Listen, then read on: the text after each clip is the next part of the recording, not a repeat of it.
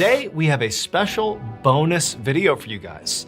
It's a collection of 5 strange but true stories that all basically sound like they were pulled out of a fiction novel, but they really happened. Now, even if you have heard or seen some of these stories before, don't worry, they have all been completely re-edited, so it will feel like a brand new viewing experience. And if you didn't know, this is actually part 2 of this particular video series. You can find the link to part 1 in the description below or at the end of today's video. But before we get into today's 5 stories, if you're a fan of the strange, dark, and mysterious delivered in story format, then you've come to the right place because that's all we do, and we upload once a week. So if that's of interest to you, the next time the like button very politely asks you to hand them their reading glasses, oblige them, but be sure you first fully submerge their glasses in fried chicken grease. Also, please subscribe to our channel and turn on all notifications so you don't miss any of our weekly uploads. Okay, let's get into today's stories.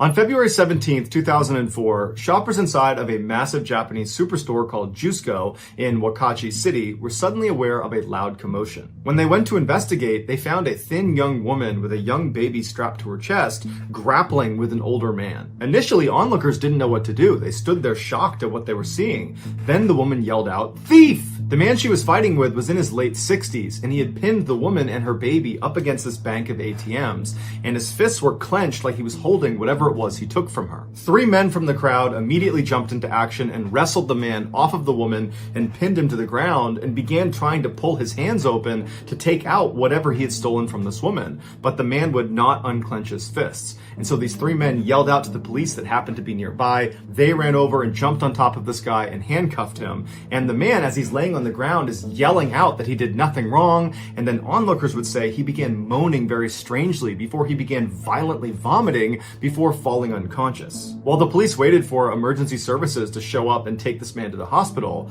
they were able to open up his fists and discovered the only thing he was clutching was his own bank card that was now bent in 3 places. The wallet he had on him belonged to him, and the bags that were lying on the ground all around him only contained some pet supplies that he had recently purchased. It did not appear he had actually taken anything from this woman. And speaking of this woman, the police were so caught up in the chaos of the moment that they hadn't even thought to look around for the victim to see if she was okay. So they poked their heads up and start looking around the crowd for this woman, but she's nowhere to be seen. And so they asked the crowd, do we know who she is or where she went?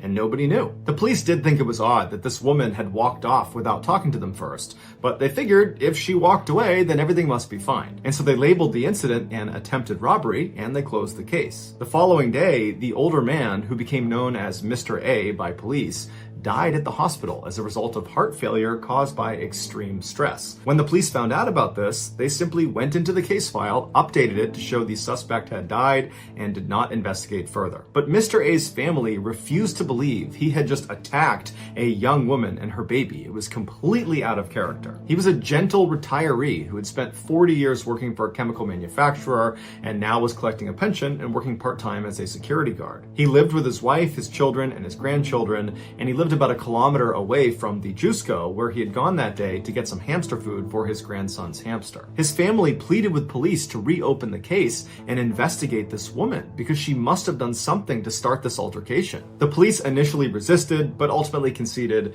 and said, okay, we'll check the CCTV camera footage at the Jusco to make sure we didn't miss anything. And what they discovered terrified them.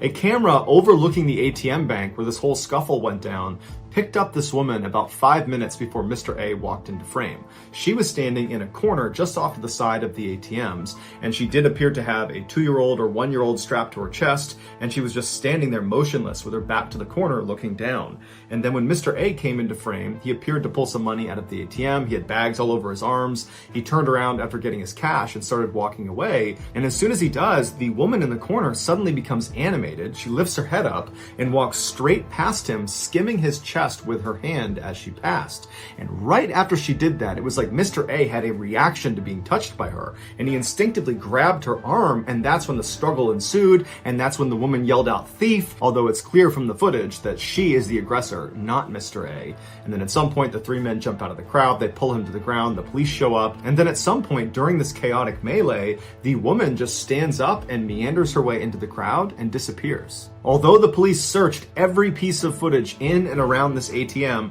all around the time of the incident, they never found any footage of this woman entering or exiting the Jusco. It was like she just appeared in that corner in order to go after Mr. A and then vanished as soon as it was done. And none of the dozens of witnesses that watched the scuffle take place right in front of them in broad daylight were able to provide any sort of meaningful description of this woman. It was like nobody got a really good look at her. But after reviewing hours and hours of the CCTV footage, the police did find one instance where this woman, for 1 second, looked up at a camera exposing her face. And her face was so unsettling to police that they actually decided not to share the image with the public for an entire year. They were scared that if people saw this image, it would scare them from ever going back to Jusco. This is the image of the woman. As you can see, her face is totally emotionless, her eyes are blank and downcast. Some have compared her face to a death mask, which is a plaster cast of a dead person's face. Other people have said she doesn't even look human. After seeing the CCTV footage, Mr. A's relatives sued the police for detaining him and pinning him to the ground despite his obvious medical distress as a result of whatever this woman did to him. Eventually, they did reach a settlement, but what they really wanted was an explanation for who this woman was. But even after the police released this strange photo to the public, nobody ever came forward, so she was never identified. And it's unlikely she'll ever be identified because the statute of limitations for this case expired in 2011. The case, which is now referred to as the Jusco Phantom, is still very famous in Japan, and it remains a popular topic on long internet chat room threads where people exchange this eerie photograph and speculate about who or what killed Mr. A.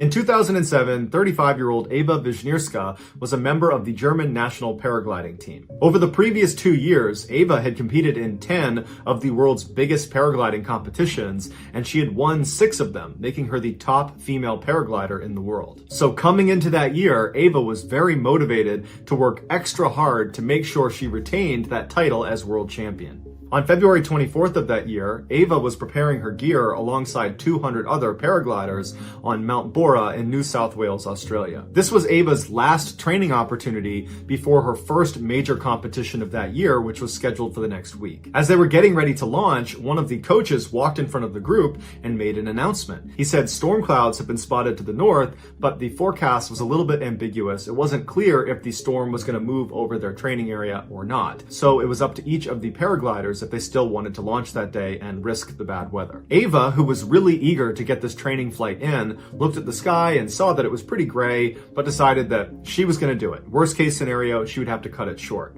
The rest of the German national team, they didn't want to take the risk, and so they stayed grounded that day. Eva took a little bit longer preparing her gear, so by the time she was lining up on the cliff, she was only one of a handful of people that remained. And so strapped into her glider, she took a good run forward and launched herself up into the air. On the ground, the rest of the German national team followed in a van to track her progress and checked in with her from time to time with their radio. The first part of Eva's journey was incredibly calm. She followed the ridgeline from Mount Bora for 12 miles until it ended. At that point, she entered into the skies over the vast savanna. As her GPS and tracking log ticked, tracking her progress, 2 large thunderstorm clouds appeared in front of her, one larger than the other. The vast majority of the other paragliders that had launched that day had launched ahead of Eva, and so when these clouds appeared, they had already passed that section, and so they didn't need to contend with the storm. As for Eva and the other 2 people she was with, which was an Austrian team member and a Chinese team member, they had a decision to make. They could either immediately ground their flight to avoid the storm,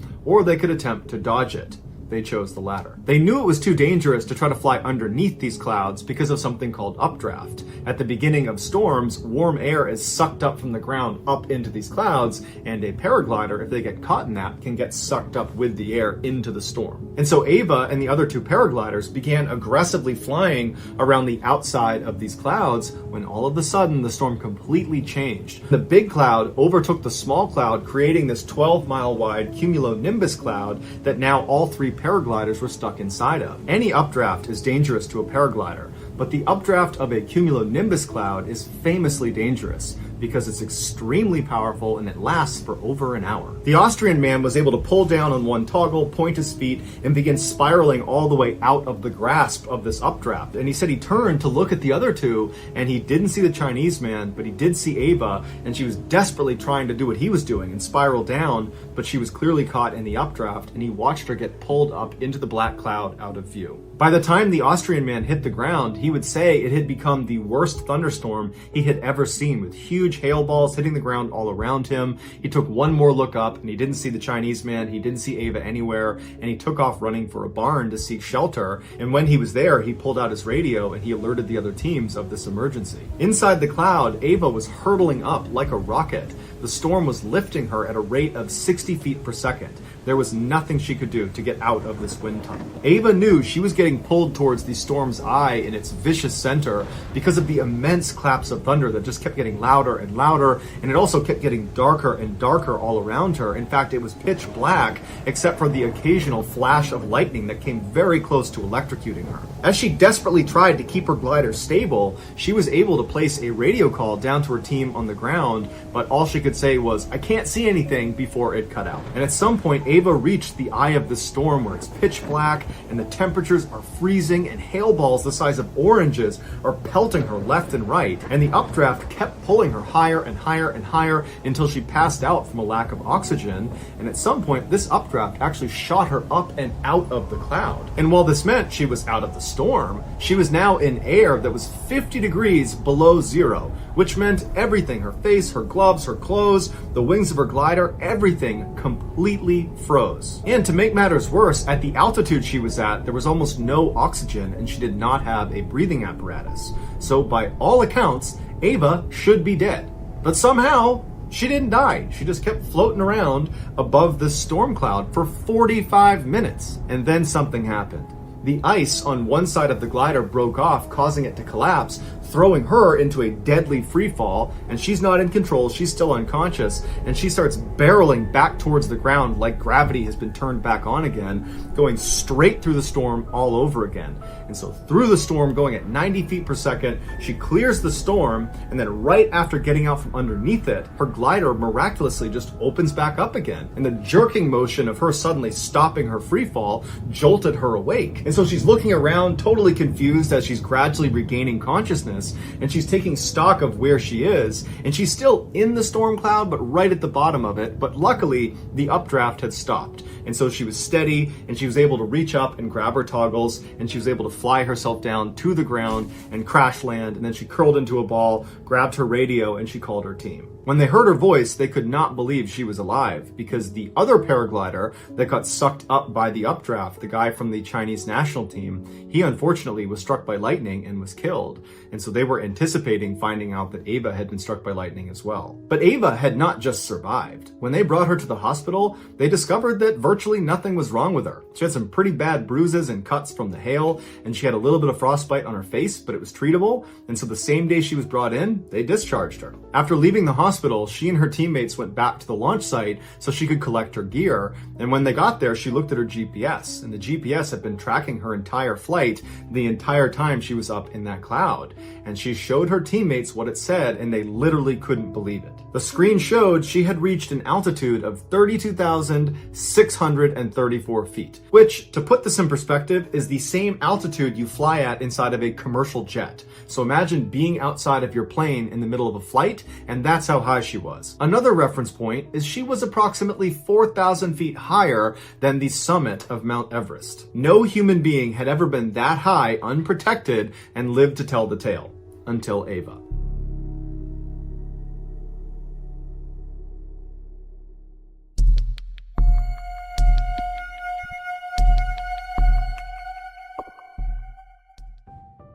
In the early morning hours of June 10th, 1994, Deborah Hoyt suddenly woke up in the middle of the night. She and her husband were staying with relatives in Sacramento, California, and they were supposed to be there for the next couple of days. But as she was sitting there, she had this overwhelming urge to want to leave right then and there and head back to their home in Lake Tahoe. Because she didn't really know what to make of this overwhelming feeling, she shook her husband awake and told him about it. She thought that maybe something was wrong, and he said, you know what, you probably just had a bad dream and you're kind of waking up still half in your dream. It's not a big deal. Just go back to bed. I'm sure everything is totally fine. And in the morning, if you still want to, I'd be happy to leave. And so Deborah said, yeah, you're right. I'm totally overreacting. I'm sure it was just a dream. And she laid back down to try to go back to sleep.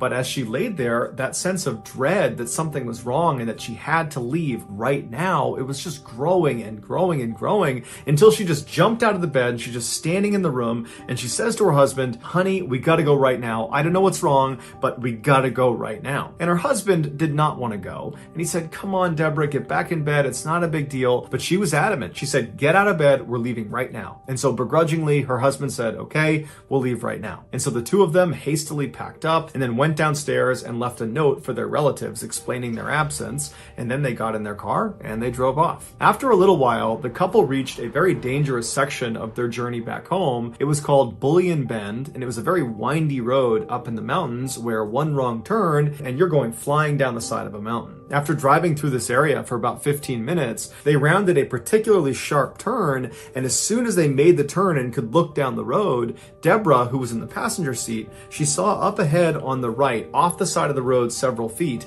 something that was just lying there on the side of the road. She didn't know what it was. She thought it was maybe a bag or some trash or maybe a dead animal, and at first she was just going to dismiss it. But as her husband drove closer and closer to it, the light began to illuminate it, and she looked at it and couldn't really discern what it was until they were right next to it, and she looked out her window and she noticed it was a woman's body, a woman who had no clothes on, who was just lying there totally motionless. And Deborah immediately turns to her husband and says, honey, I just saw a dead woman on the side of the road. And her husband immediately is kind of panicked and doesn't slow down. He just keeps driving and says, hey, should we stop? Should we turn around? I mean, maybe she's not dead. Maybe we can help her. But Deborah at this point is now terrified, and she's saying, no, keep going. Don't go back. I bet it's a trap. Someone probably put her there and they're going to lure us in and they're going to attack us if we try to stop and help her. And so in this kind of chaotic, frenzied reaction that Deborah and her husband are having, they decide that their best course of action is just to drive on and find the next payphone and call the police. And it just so happened that less than a quarter of a mile away was a ranger station with a phone.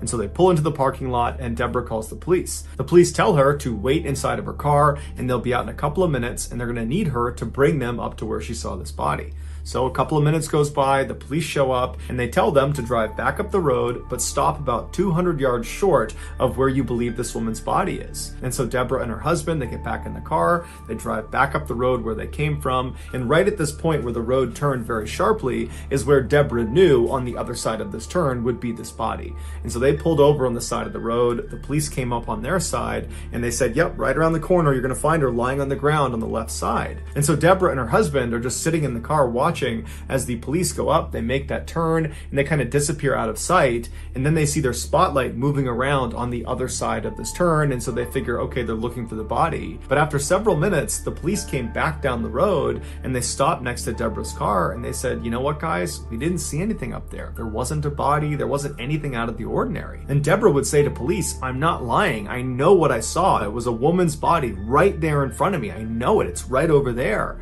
And they would tell her that we believe you, but we can't do anything because there's nothing up there. And so they told Deborah and her husband to just head home, and they did. After Deborah and her husband took off and were gone, the two responding officers drove back to their police station, and once they were inside, they began speculating about what Deborah might have seen. And as they were talking, another officer came into the station, a guy by the name of Rich Strasser, and he overhears them, and he goes over, he's intrigued, and he asked them, what happened? What did you see? And they explained to him that this woman, Deborah, had spotted a supposed dead woman's body up on Bullen Bend. And as soon as he heard Bullen Bend, Rich remembered that just a couple of days ago, they had received a missing person report of a young woman named Christine Skubish and her young son named Nick, who had gone missing, and the last place they had been seen was up on Bullen Bend. And so Rich wondered if maybe there was a body up there, and maybe it was Christine's. And so the next morning, Rich got up early and he headed out to Bullen Bend, and when he reached the exact spot where Deborah had claimed to have have seen this dead woman's body, he found a children's shoe. And so he stopped his car, he got out, he picked the shoe up, and he's looking around and he's looking for anything else that's out of the ordinary, but there's nothing on the road, there's no skid marks, there's no other debris, there's no other clothes, there's nothing. And so he walks over to the guardrail that overlooks this very steep embankment, and he looks down the other side, and at first all he sees is just trees everywhere, but as he's looking, he thinks he sees more clothing farther down the mountain. And so he climbs over the guardrail and he very carefully maneuvers his way down, and after only a couple of seconds he reaches a clearing in the branches and the trees, and he can see down to where the train kind of levels off, and right down there is a smashed up red 4-door sedan. It was the same type of car that Christine Skubish had been driving when she went missing. And so Rich ran down the mountain following debris all the way to this wrecked car. He goes around to the driver's side and he looks inside, and there in the driver's seat is Christine Skubish, and unfortunately she was deceased. And then on the passenger seat is her son, Nicky, and he is alive, but barely. He had gone 5 days without food or water. And doctors would say when Rich found him, he probably only had about 1, maybe 2 hours before he would have died as well. Authorities believe Christine fell asleep at the wheel and she drove off that embankment. Initially, Rich believed Deborah must have seen Christine when she was driving through the mountains and saw that woman on the side of the road. After her accident, Christine must have gotten out of her car and then climbed up that embankment and then laid on the road hoping someone would see her, and then when no one stopped for her, she went back down to her car where she ultimately died. But according to the coroner, that would have been impossible because when Christine crashed off the road, she died on impact 5 days before Deborah saw that woman on the side of the road. So it could not have been Christine. To this day, no one knows for sure who or what Deborah saw on the side of the road. But it is objectively true that Rich only investigated Bully and Bend and found Nicky alive because of Deborah's police report about this dead woman on the side of the road. And Deborah was only on that road because she'd had this totally weird middle of the night urge to suddenly leave a relative's house and drive up into the mountains, something she had never felt before and didn't really know how to explain. So either this is an extremely strange set of circumstances, or Nicky had a guardian angel.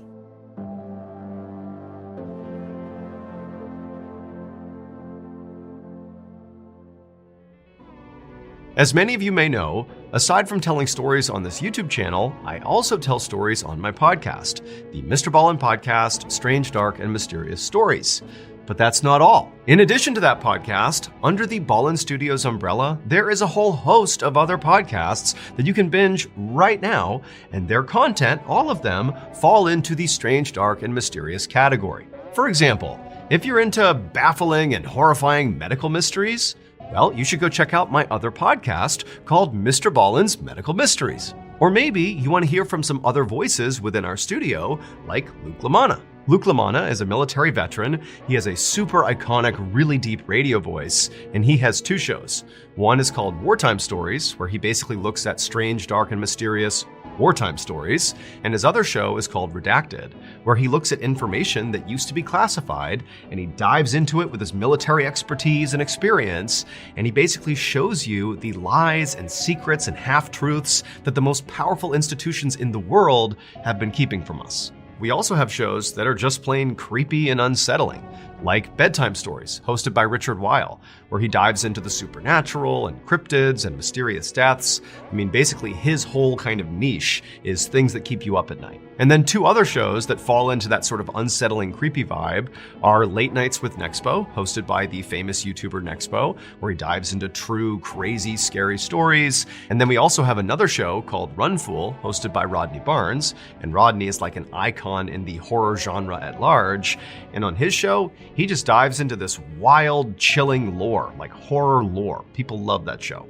Or if you're a history buff, you need to check out our new hit show called A Twist of History. It's hosted by Joel, who also has an amazing YouTube channel. It's called Let's Read. And on A Twist of History, he dives into epic stories that have shaped the world that we live in now. So if you're a fan of the strange, dark, and mysterious, go check out these shows. You can look for them either by name or simply by looking for Ballen Studios on any podcast platform. They are available right now. Enjoy.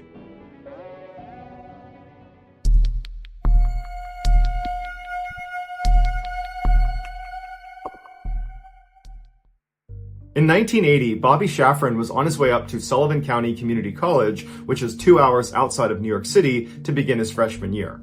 Even though he was from the area, he didn't know anybody that was going to this particular school, and so he was pretty nervous about it. Plus, he wasn't that popular in high school, and he had a hard time making friends. When he pulled into a parking spot at the school, he saw a sea of people getting out of their parents' cars and carrying boxes up to their dorm rooms. And so he took a deep breath, hopped out of his car, grabbed his backpack, and began walking across the lawn towards the dorm building. On his walk over, Bobby was surprised when he felt like all these random strangers on the lawn were looking at him like they knew him. And a couple people yelled out to him and said, "Hey, it's good to have you back here." And one girl actually ran up to him and kissed him on the cheek and said, "Oh my gosh, I'm so happy you're back." And Bobby said, "I think you got the wrong person. I don't know you." And she laughed and she just ran away. And so Bobby's totally bewildered by this because he doesn't know anybody, but everybody seems to know him. And so he walks up the steps and he goes inside the dorm building. And as he's walking down the hall, people are high-fiving him and patting him on the back. And then right as he's about to turn the corner towards his actual dorm room, someone down the hall behind him yells out, "Hey, Eddie, what's going on, man?" And Bobby knew whoever it was yelling at him because this whole situation had been so weird. He felt like this had to be a case of mistaken identity. And so Bobby turned around and he saw at the other end of the hall another student who he didn't know, clearly waving at him and yelling out, "Hey, Eddie, come here. What's going on, man?" And so Bobby walks up to him and says, "Hey, I'm not Eddie. I don't know what's going on, but everybody thinks I'm somebody that I'm not, but I'm not Eddie. Who's Eddie?" And the guy said, "Yeah, okay, Eddie, it's good to have you back here, man," and then walked off. And so Bobby's like, what is going on here? And so Bobby turns and he goes back up to his dorm room and he goes inside and he just shuts the door. And he's thinking, I just want to be left alone for a second because this is not right. This is not how a freshman who doesn't know anyone gets welcomed at any school or any place in the world. This is totally unusual. And just a couple of minutes after being inside of his dorm room, he hears a knock on the door. And Bobby's like, oh great, who is it now? Who is it that thinks I'm someone I'm not? So he opens the door and there's another student who he doesn't know who's standing there. And this guy, his face just drains of color and he starts shaking when he sees Bobby. And they're both looking at each other like, what's going on here? And the student says to Bobby, "Were you adopted?" And Bobby said, "Yeah." And then the student said, "Is your birthday July 12th? And Bobby said, "Yeah." And so the student goes, "Okay, my name is Michael and I am best friends with a guy named Eddie Galland and you are his clone. You have got to be his identical twin." At this point, to Bobby, this almost made sense, but it was so crazy to imagine having some identical twin he didn't know about. And so Bobby asked Michael if he could go meet Eddie because he's got to be a student here. And Michael said, well, actually, Eddie decided not to come back to school this year, which is probably why everyone you talked to was so excited to see you because they love Eddie and they thought you were him, and so they're psyched to have you back. After talking for a couple of minutes, Michael tells Bobby that they have to go call Eddie and they have to set up a meeting so that Bobby can meet Eddie and vice versa. And so Michael and Bobby run outside to a payphone booth. They hop inside, they're crammed in there, and they dial up Eddie. And as soon as Eddie answers, Bobby grabs the phone and just says, "Hey Eddie, my name's Bobby, and everybody thinks I'm you." And then Eddie says, "Yeah, I've been getting a lot of calls about that too." And Bobby would later say that when he first heard Eddie's voice, he said it sounded like his own voice coming through the phone. And so ultimately, Eddie invited Bobby and Michael to come to his house so that Eddie and Bobby could see if it really was true that they were twins. And so Michael and Bobby hopped in Bobby's car and they sped 2 hours to Eddie's house. And when they got there, it was the middle of the night, and Eddie's house is the only house in this quiet suburb that has all the lights on. And so Michael and Bobby walk up the path towards the front door of Eddie's house, and right as Bobby is about to knock on the door, it flies open, and standing in front of Bobby is his exact clone. It's Eddie. And Eddie's looking back at Bobby and he can't believe what he's looking at. They are definitely identical twins, and they both immediately saw that. Michael would say after Bobby and Eddie just stared at each other for about a minute, they just started laughing. It was like they were total strangers, but at the same time, they had this connection immediately. They knew they were related, and they were laughing and they hugged and they just stared at each other. And Michael said anytime Bobby would tilt his head, Eddie would mimic it, and vice versa. It was like they were looking into a mirror. Shortly after, this story of these two long-lost brothers reconnecting found its way to Newsday, which was a prominent local newspaper in New York, and they decided they would look into it to see if it was really true or not. And so one of the editors had a junior reporter fly out and actually see Bobby and Eddie face to face and see if it was really true that they were in fact identical twins. And as soon as this reporter saw them, they knew immediately that, yep, they're related. And so Newsday printed this totally heartwarming fairy tale story about these two long-lost brothers reconnected after all these years just because of a chance encounter in college. And everybody loved it. But this is where the story went from amazing to truly unbelievable. Friends of another young man living in the New York area named David Kelman began telling David that he had to check out this Newsday article about these long-lost twins because these two twins look exactly like David. Specifically, they said you gotta look at these guys' hands. They are just like yours, David. David was known for having these enormous hands, and a lot of the pictures of Bobby and Eddie in the news showed their hands, and they too were enormous. And so David finally picked up a newspaper and looked at a picture of Bobby and Eddie, and sure enough, he was shocked. They looked exactly like him. And then when he read the article, it showed their birthday was July 12th, the same as his, and they were born at the same hospital he was born at. And so he's thinking, these are too many coincidences. They have to be my brothers. And so David called Eddie's home phone number, and Eddie's mother picked up and she asked who was calling. And David said, "Hi, my name is David Kelman. I was born July 12th, 1961, and I'm looking at a newspaper article of two identical twins that look just like me, and one of them is your son. I think I'm the missing third twin." After hearing this, Eddie's mom apparently dropped the phone and yelled out, "They're coming out of the woodwork!" So Eddie and Bobby went to David's house, and as soon as they walked in and saw David, they knew right away he was one of them. He was the third twin. And apparently, within minutes of meeting each other, they were wrestling and laughing hysterically on the ground. It was like, even though they were strangers, they somehow already knew each other and had an instant connection. David's family members that witnessed this first interaction said it was the most incredible thing they had ever seen, that it was just so wonderful to see these long-lost siblings finally reconnected after all these years. Shortly after David realized he was the third missing twin, Newsday did another story talking about how there was actually 3 missing twins that had all been reconnected, and once again, it was just this incredible Cinderella story, and now this story went all over the world. They were on the cover of every magazine, every newspaper, they were on every talk show, and everybody had the same question. What similarities did they discover? And they would say, well, we all wrestled in junior high school and high school, we all smoked the same cigarettes, we like the same food, we had the same taste in women. And on talk shows, when they would answer these questions, it was immediately clear that they all shared the same mannerisms, and on the show, they would routinely interrupt each other and finish each other's sentences. It really was like they were the exact same person, despite having been raised completely separate from one another. The boys loved the attention they were getting. They had become international rock stars overnight, and all 3 of them were immediately so close. They were best friends right away. They moved into an apartment together. They went out partying. They met Madonna. It was just this incredible time in their lives. And so they weren't asking questions about why they had been separated in the first place. But their parents were asking a lot of questions because they had not been told by the adoption agency that the boy they were adopting actually had 2 identical siblings. They had no idea. So the boy's adoptive parents reached out to the adoption agency, which was Louise Wise Services. It's based in New York, very prestigious. Basically, the most powerful and wealthy people in New York use this adoption agency if they're going to adopt. And so the parents reached out to them and asked for a meeting so they could get some answers as to why their kids have been separated. And so the parents go to New York, they go into this meeting room with the top brass of Louise Wise Services, and they say, did you separate our sons at birth on purpose? And one of the executives said, yes, we did, because it's really hard to place 3 children into one home. At which point, David's adoptive father lashed out and said, that's absolute BS. If you had told me he had 2 identical siblings, I would have taken all 3. But the agency stood by their decision and said that's the only reason it happened, and so sorry, that's all we can tell you. And so the parents were very frustrated and felt like there was much more to the story. And in fact, they felt like the agency was actually lying to them about why they had separated their sons in the first place. But they couldn't get any more information, so they left the agency. And right when they got outside, Bobby's father realized he had left his umbrella inside of the meeting room.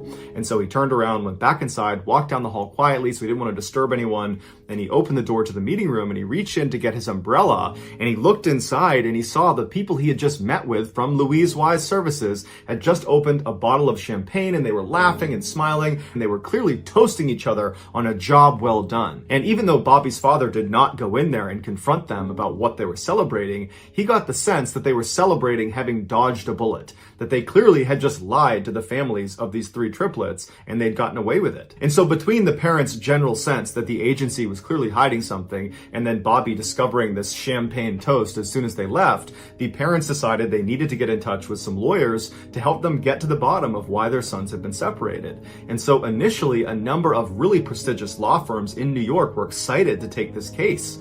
But shortly after, they all contacted the families to say, well, actually, there's a conflict and we can't do it anymore. And the parents believed this was because the adoption agency, Louise Wise Services, and some of their more prominent and powerful clients were pressuring the lawyers not to dig into this, that clearly there was some secret that they did not want uncovered. And so unfortunately, the parents hit a dead end and didn't know where else to turn to try to get more information. And so over time, they kind of just accepted that this is just the way it is. And as for their sons, they didn't really care that much because the way they looked at it, at least they had each other now. And so over the years, the boys continued to stay really close. They started families of their own and had lots of family get-togethers. It was just a really happy time in all of their lives. And at some point, the boys actually went into business together and opened their own restaurant in New York called Triplets. And the first year, it was extremely successful, did over $1 million in revenue. But in the second year, the brothers started to fight with each other about how to run the restaurant. And in many ways, this was their first major conflict. They hadn't grown up together. They had never really fought. And so now they're fighting over money and how to run the business. And it got really bad really quick, and they just could not come to any sort of compromise. And so at some point, Bobby left the business. He said, I don't want to do this with you guys anymore. And apparently his departure just completely ruined the dynamic of the three brothers. Eddie was the most affected by this fracture in their relationships. All he wanted was for his brothers to be really close and for their families to spend time together. And now all of that was in jeopardy. And so Eddie started showing signs of severe depression and was ultimately hospitalized for 3 weeks. And then shortly after getting out of the hospital, he took his own life. This was beyond devastating for the two brothers and the rest of their family. Around this time, a journalist named Lawrence Wright, who had always had a fascination with identical twins, found an obscure scientific article called Psychoanalytic Study of the Child. It detailed a New York-based study about identical twins that were intentionally separated at birth and then given to different adoptive families to be studied, although it wasn't clear what they were actually studying or why they needed identical twins to do this research. In this article, Lawrence discovered all the babies that had been used in the study came from the same adoption agency, the same one the triplets had come from, the Louise Wise Services in New York. And so Lawrence called Bobby and told him that based on this article, it seems like he and his brothers were used in a scientific study. Bobby and David were totally furious. They felt like they'd been treated like lab rats. They also wondered if their being separated at birth had a negative impact on their mental health, and that might have contributed to Eddie's depression and untimely death. Lawrence wound up writing an article about this twin study he had discovered, and after he published it, another set of twins found out they had been a part of the study and discovered themselves. These two women were also struggling with depression, furthering the idea that the study could have led to irreparable harm to their subjects' mental well-being. At this point, David and Robbie did not expect anybody to be held accountable for this study. Instead, they just hoped to find out why it was done and what they were testing for and what the results were. And so they began working with Lawrence to try to get those answers. They contacted Louise Wise Services, who did admit that yes, actually this was part of a study, but they didn't give any information about what the results were or why they did it. And so they did some digging and they discovered the guy in charge of the actual scientific study was this doctor named Peter Neubauer, who was this very well-known psychologist in New York. And so Lawrence managed to get an interview with this doctor, but the doctor basically said, I won't answer any of your questions and I won't give you any information about this study. And he never published his findings. Right before the doctor died in 2008, he made sure the entire study was put under seal inside of the Yale University archives so no one could access it until 2066, which has led many people to believe that the reason he set it so far out was to guarantee all of these subjects in this study would have died by the time it was made publicly available, protecting his own legacy and the people that were involved in this study. In the recent documentary called 3 Identical Strangers, Dr. Neubauer's personal assistant, a woman by the name of Natasha Josefowitz, she was interviewed and they asked her, can you shed any light on why this study was done, what they were testing for, and what the results were? And she would say that she was not actually part of the study. She was more on the periphery, but she was privy to what they were doing. And she said the point of the study was to finally put to bed whether it was nature or nurture that made the person who they ultimately become.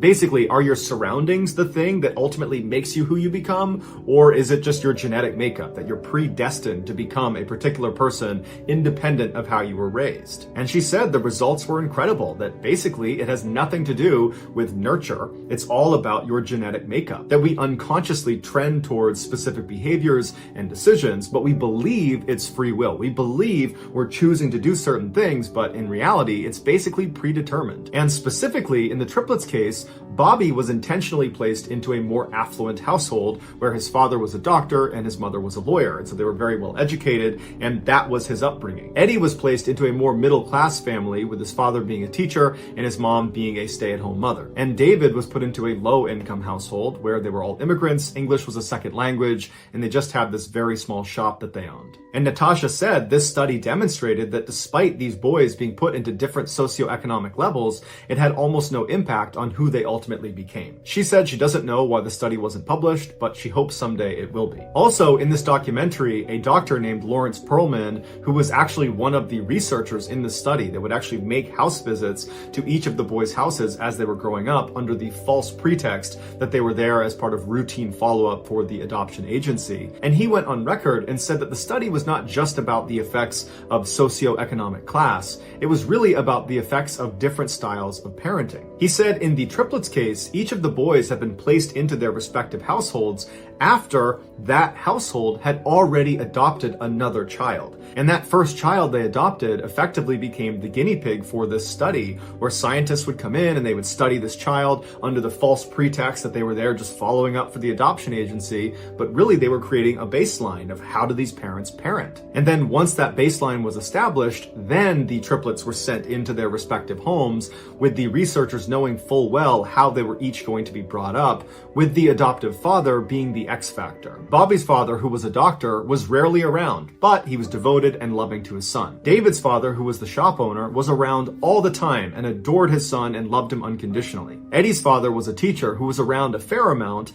but when he was very strict and rough with Eddie and quick to discipline him and rarely showed any affection for him. And while Dr. Perlman does not come out and say that Eddie's relationship with his father probably had an effect on him becoming depressed and ultimately taking his life, there are many other people close to this case that believe that's exactly what it was. That David and Bobby had a stable, healthy upbringing and Eddie did not. And so when he was faced with the crisis of the brothers separating, Eddie couldn't handle it. These same people refute what Natasha said about the findings of the study that we're all genetically predisposed to become a particular person. They say if that was the case, then why haven't David and Bobby taken their lives? But ultimately, because the study was never published, we won't know for sure why it was done, what they studied, and what the conclusions were. All we have is speculation and second and third hand information. But what we do know for sure is the surviving triplets and their families are furious that this study was done. They feel like it ruined their lives. Following the release of the documentary 3 Identical Strangers, Bobby and David were actually granted early access to the study that was sealed inside of Yale University. And when they looked at it, they were expecting to be blown away with the results, but it turned out it was over 10,000 pages of very technical information, and much of it was heavily redacted, so they couldn't even read most of it. They were not able to deduce what the purpose of the study was in the first place or what it accomplished. It was just all very ambiguous. This study was ultimately shut down permanently in 1980, the same year the triplets discovered themselves. As for the adoption agency, Louise Wise Services, and all the scientists and researchers involved in this study, none of them were held accountable for their role in this totally unethical study. And so basically everything was swept under the rug. And so Bobby, David, and all of the family members of the triplets were just left with a whole bunch of questions and not a lot of answers.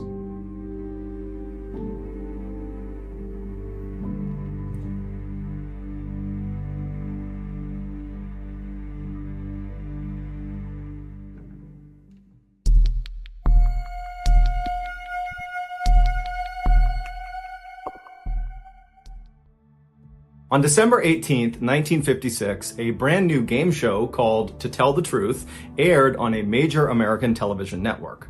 The premise of the show was relatively simple. 4 celebrity judges would be presented with 3 people called contestants who all claimed to be the same person. And this person who they claimed to be was always remarkable in some way. They had some incredible talent or some crazy job, or they had accomplished something extraordinary. One of these 3 contestants was the real person they were claiming to be. The other 2 people were doing their best to pretend to be that person. And it was the job of the celebrity judges to try to figure out who was telling the truth. So for a set amount of time on the show, the celebrity judges would ask the contestants questions about their background and try to figure out, who was who. And then at the end of the time, the celebrities would cast a vote about who they thought was the real remarkable person. After the votes were tallied up, the host would have the real remarkable person stand up to reveal themselves, and the entire audience would go crazy, and that was the show. And the show became quite popular. So popular, in fact, that today, nearly 70 years later, it's still on the air. And over this show's very long history, virtually all the episodes are pretty similar. It's a pretty redundant show. But there is one episode that will forever go down as the most unique. In October of 1972, 3 contestants walked out onto the stage in front of the 4 celebrity judges, and they all introduced themselves as Ed Edwards. Then the host of the show read aloud the biography of the real Ed Edwards, and he would say that Ed at one point was on the FBI's list of the top 10 most wanted criminals in America for crimes like armed robbery and impersonating a federal officer, and then after he was finally caught by law enforcement and went to prison, a prison guard helped him turn his life around, and then upon release from prison 14 years later, Ed remained this reformed criminal and became a successful author and motivational speaker who specialized in telling people how to identify con men and criminals and how to protect themselves from these people. After the real Ed Edwards biography was read aloud, the 3 contestants sat down and the celebrity judges began asking them questions about their past, and then after the time was up, the celebrities cast their votes, and then the real Ed Edwards was revealed. Will the real Ed Edwards please stand up?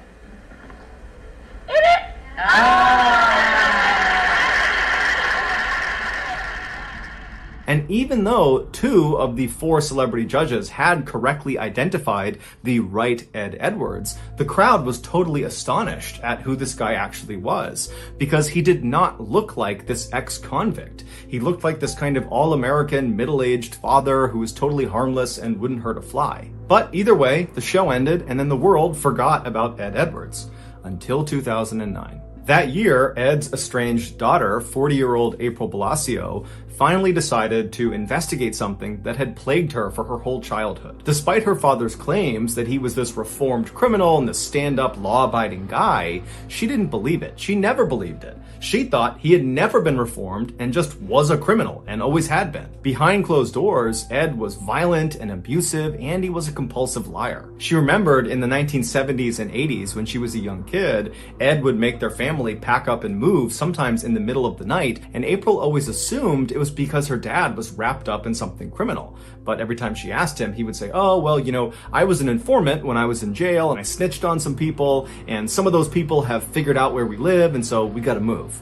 April knew he was lying, but there was nothing she could do, and so they just kept on moving around. But she always thought something else was going on. So in 2009, when April is now this 40-year-old woman, she's laying in bed one night and finally says, you know what, I'm just gonna start Googling some stuff.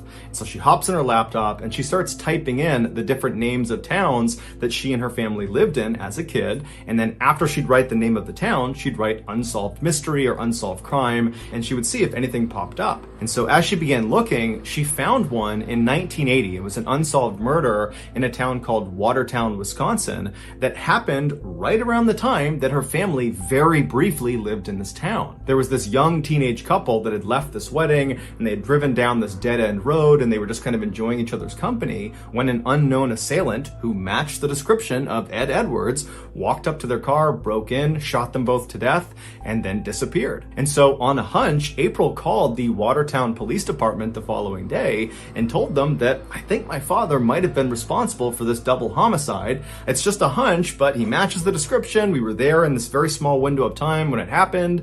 And so the police said, okay, we'll go have a look. And so the Watertown police, they tracked down Ed Edwards, who was living in Kentucky at the time, and they got him to give them a DNA sample. And when they tested the DNA sample, it matched the samples that were taken at the crime scene in 1980. And so Ed Edwards, he was arrested and brought back to Wisconsin, and as soon as he was in custody, he confessed to the murder. And then he requested the death penalty. But he was told the maximum punishment for this crime was life in prison. Ed didn't like this, and so he confessed to another double homicide from 1977 in Ohio, where he killed another teenage couple, thinking that would give him the death penalty. But through a loophole, they said, well, actually, that still won't get you the death penalty. You're still facing life in prison. And so frustrated, Ed revealed a third murder he had perpetrated. In 1996, he had killed his own foster son for the insurance money. And so for this crime, he was eligible for capital punishment, and so he was sentenced to death. But he would die of natural causes 2 years later in 2011 before the state could execute him. Since his death, cold case investigators and members of his own family have theorized that Ed Edwards is almost certainly responsible for more killings beyond just the 5 he happened to confess to. In fact, many people believe Ed Edwards could actually be the infamous Zodiac Killer, who's one of the nation's most notorious uncaught serial killers that killed 37 people in Northern California in the 1960s and 1970s. If this is true, then Ed Edwards did not become a killer after he was on that game show in 1972. No, when he showed up for that game show and stood in front of the audience and smiled and answered questions to the celebrity panelists, at that time, as you're watching him on TV, he would have already been a seasoned serial killer with dozens and dozens of victims. But Ed stopped confessing to murders after that third confession because he was just kind of using those murders as bargaining chips to get what he wanted, the death penalty. And once he got it, he went silent. And now that he's dead, we're never going to get another confession out of him, and there's no proof connecting him to any unsolved murder cases, and so unfortunately, it's unlikely we'll ever know the full extent of Ed's reign of terror.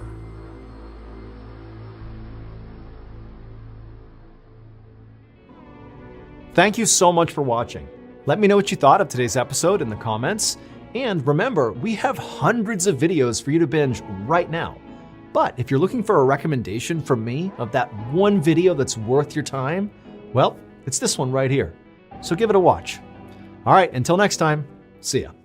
Today's story is yet another reminder that the woods, especially at night, are not a safe place. But before we get into that story, if you're a fan of the strange, dark, and mysterious delivered in story format, then you've come to the right place because that's all we do, and we upload once a week. So if that's of interest to you, please purchase a huge billboard that's located right across the street from the Like Button's house, and every month put on it a new spoiler for one of the Like Button's favorite TV shows, movies, or video games. Also, please subscribe to our channel and turn on all notifications so you don't miss any of our weekly uploads. Okay, let's get into today's story.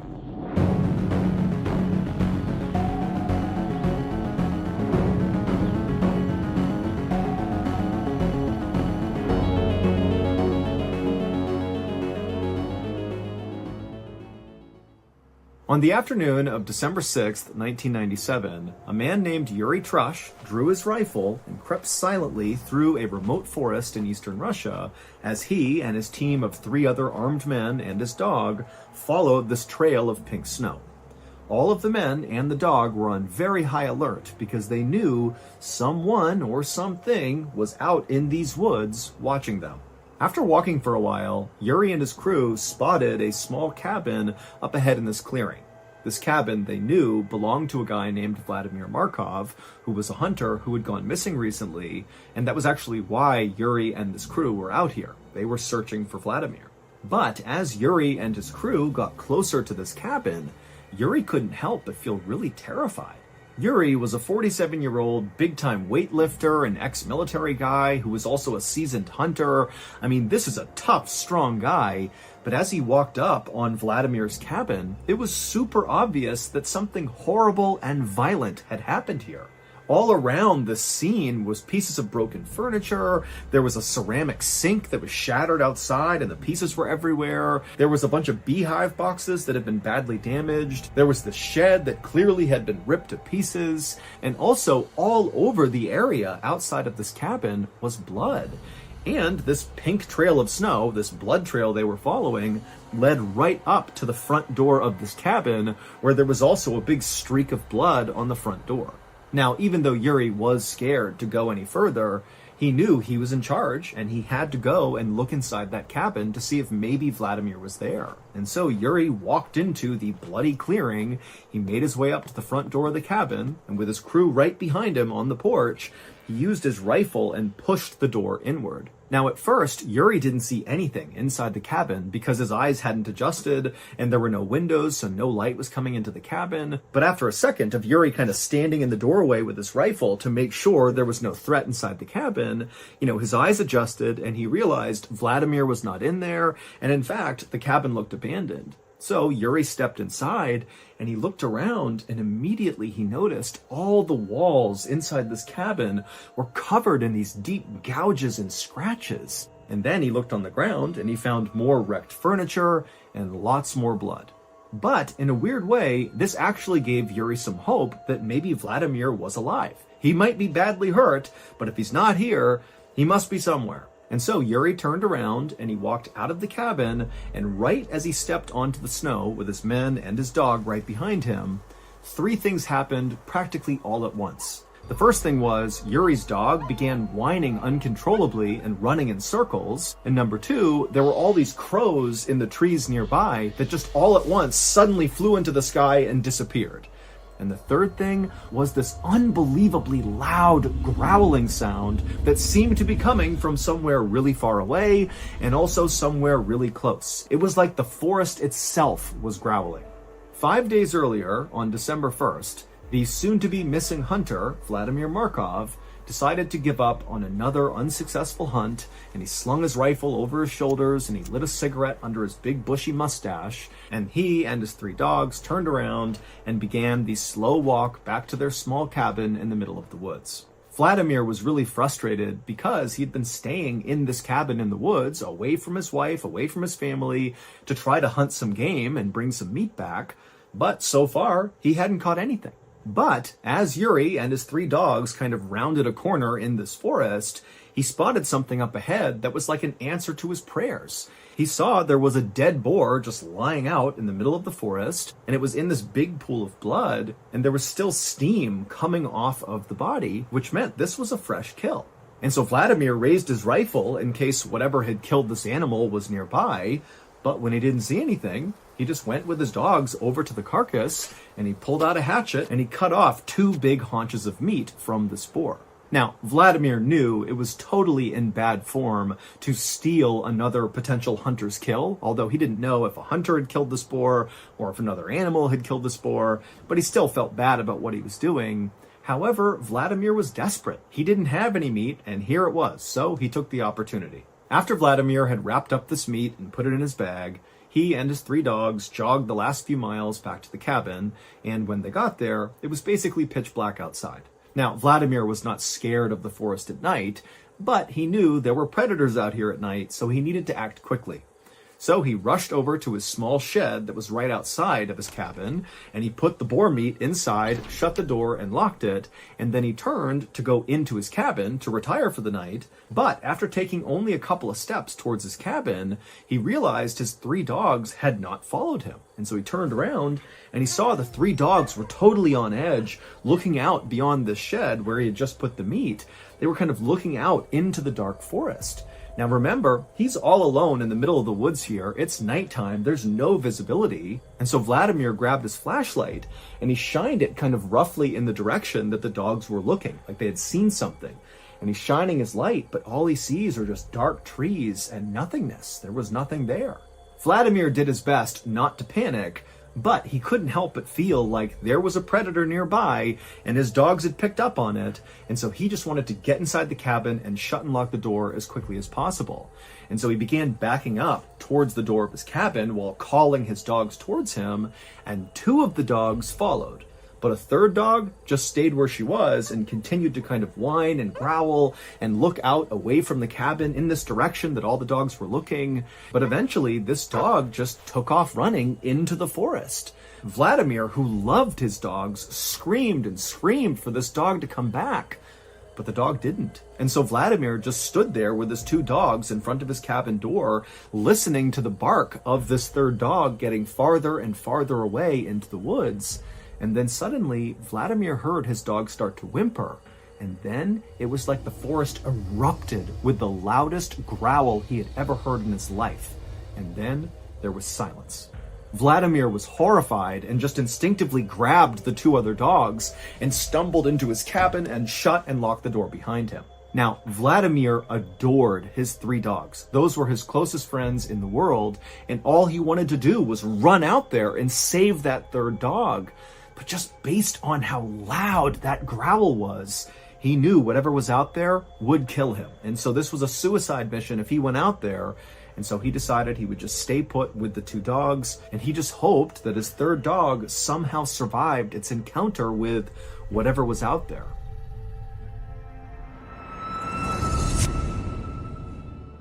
If you're enjoying today's story, well, I have exciting news for you.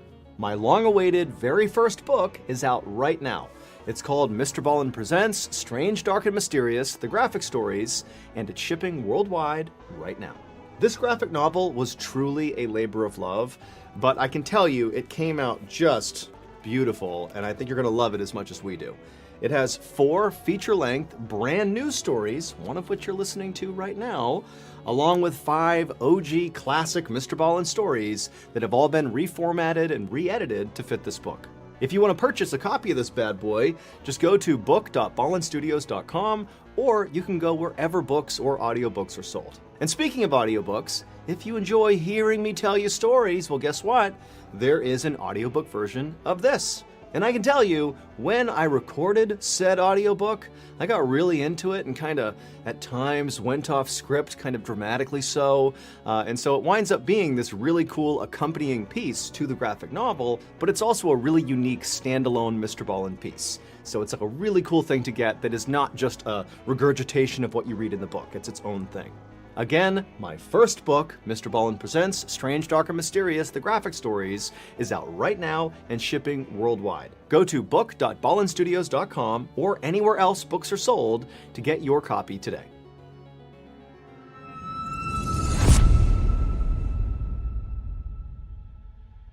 After sitting in his cabin for only a couple of minutes, kind of consoling his two other dogs, Vladimir heard more activity outside of his cabin. He heard what sounded like wood splintering and breaking. Now, there were no windows in Vladimir's cabin. However, he had drilled a couple of holes, very small holes, in each of the walls of the cabin so he could look out and use them as hunting blinds. And so Vladimir ran to the hole that looked out the front of his cabin towards where his shed was and where this wood breaking sound was coming from. And when he looked out through this hole, remember, it's the middle of the night, there's no lights outside, so he couldn't really see anything. But even in the darkness, when he looked kind of roughly in the direction of the shed where the boar meat was, he could clearly see this huge, shadowy creature moving around really violently, like its body was jerking in different directions. And it was obvious to Vlad that whatever this creature was, it was ripping his shed to pieces, breaking all the wood apart, probably to get in and get the boar meat. And that's when it dawned on Vladimir that whatever this creature was, it very likely was the creature that killed the boar that he stole, and now this creature was back to reclaim its meat. And so as Vladimir realized that, he just hoped that whatever this creature was, once it had its boar meat back, that it would just leave and not come after him. However, after this creature had totally decimated the shed, and so by default had clearly reached the boar meat inside, the creature didn't leave. It just sat down and stared in the direction of Vladimir and the cabin. And for several hours, Vladimir just continued to stare out this hunting blind hole at this shadow creature that was not moving. And after a while, Vladimir got tired. The creature wasn't moving. It's the middle of the night. He'd been really busy all day. And so at some point, Vladimir and his two dogs kind of dozed off. And when they woke up a couple hours later, when it was still dark outside, Vladimir looked out the hole again, and he saw the creature was actually now gone. For a second, Vladimir was relieved. He's thinking, great, this thing's gone, I'm safe now. But just to make sure, he wanted to go to the other holes he had drilled in the walls of his cabin to look out in all 4 directions and make sure this creature really was gone. So he stood up and he walked over to one side, he looked out that hole, and all he saw was dark forest, nothing there. He walked to the other side of the cabin to another one of these holes, he looked out it, and again, just dark forest, no creature. Then he goes to the back of his cabin and looks out that hole, and this time, again, he does see just dark forest, but then suddenly something slammed into the wall that he's looking through, and then just as suddenly as this huge collision has happened, as Vladimir is kind of still looking out the hole, this massive yellow eye suddenly lowers down and looks right back through the hole right at Vladimir. It was the shadowy creature that had broken into the shed, and it had never left. And this creature, after quickly looking at Vladimir through the hole, it backed up a little bit, exposing its entire face to Vladimir. And Vladimir, who's so scared he can't move, he's just looking out the hole the whole time, he sees this enormous face with all this fur that's covered in blood. It's got these enormous teeth and its mouth is open and it's staring right at him like it wants to jump on him and kill him. And then this creature winds up and swipes at the hole and literally rips a bunch of wood off the side of the cabin. And reflexively, Vladimir just grabs his rifle, raises it, and fires a shot through the hole at this creature. And the creature whimpers, turns around, and runs off. Vladimir would stay up the rest of the night, anxiously looking through each of the holes around his cabin, just anticipating this horrible thing to come right back and try to attack him again. But eventually the sun came up and the creature did not come back, and so Vladimir was thinking, okay, now I'm safe. I can go outside and kind of figure out what's happened here and figure out my next move. And so Vladimir grabbed his dogs, he went to his door, he opened it up, he stepped outside and looked around, he didn't see anything. As a precaution, he fired his rifle into the air to scare off any animals that could be nearby. And when clearly, the creature wasn't here, there's nothing here, he's all alone, he stepped down onto the snow and he noticed these huge prints in the snow, which had to be from this shadowy creature that had tried to attack him. But now that it was daylight, Vladimir can look at these prints up close, and he knew what kind of creature this was. This was a Siberian tiger, and this was an enormous Siberian tiger. But that was not the most terrifying part of this discovery. Instead, it was what Vladimir saw these prints doing. These prints circled around the cabin over and over and over again, which meant the night before, after Vladimir fell asleep, this tiger had come up and basically begun stalking him and his two dogs. It must have known they were in the cabin. And then at some point, maybe the tiger saw Vladimir's eye inside of that little hole he was looking through, and the tiger tried to pounce. But Vladimir's thinking to himself, something's wrong with this Siberian tiger. While Siberian tigers are certainly dangerous to people, they are not known for actively hunting people. That's not something they do. But based on these prints, and just generally based on what Vladimir saw the night before, it seemed very likely that this Siberian tiger was actively stalking Vladimir. But even though Vladimir was totally terrified by this point, the only thought really going through his mind at this point was going out and trying to find his missing third dog. He knew the chances of his dog still being alive were slim, but he had to go look. However, he knew he would need backup in case he ran into this Siberian tiger. So Vladimir put his two dogs on leashes, and then with them in hand, he began running towards his neighbor's house. It would take Vladimir and his dogs about 1 hour to run the 4 miles to his neighbor's cabin, and when he got there, he knocked, and his neighbor, whose name was Ivan, he opened the door, and Vladimir practically ran Ivan over, just trying to get inside of his cabin to safety. And then once Vladimir was inside and Ivan had shut the door and he's looking at Vladimir, and then Vladimir just kind of vomited out all the stuff that had happened over the past 12 to 24 hours. And at the end of telling Ivan the story, Vladimir asked him, "Would you please come with me to go find my dog?" And Ivan, he just stared at Vladimir and eventually just said, "No."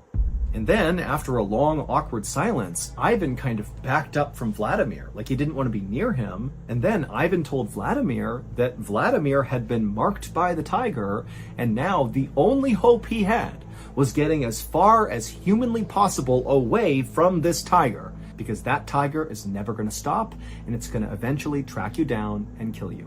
Vladimir felt totally let down, but he couldn't force Ivan to go with him, and so he said, "Okay, I understand."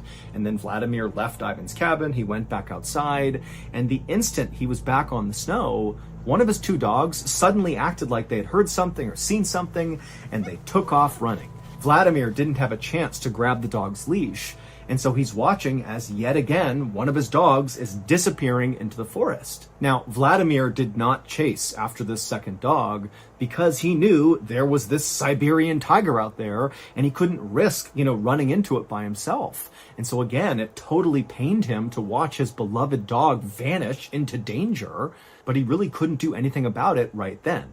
And so instead, Vladimir spent the rest of this day going cabin to cabin all over this area, asking all his neighbors, please come with him to help him track down his dogs. But each of the people he spoke to just said no for the same reasons Ivan did. They said, Vlad, you have been marked by the tiger. I'm not going out there with you. And so finally, as darkness began to fall, Vladimir and his one remaining dog just gave up trying to get help, and they turned around and began walking back towards their cabin.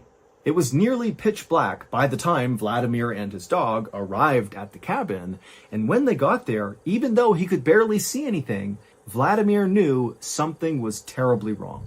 Vladimir's outdoor sink, which sat right outside of his cabin, was broken to pieces, like something had smashed it. And then also all of his beekeeping boxes had been broken apart and there were obvious teeth marks all over it.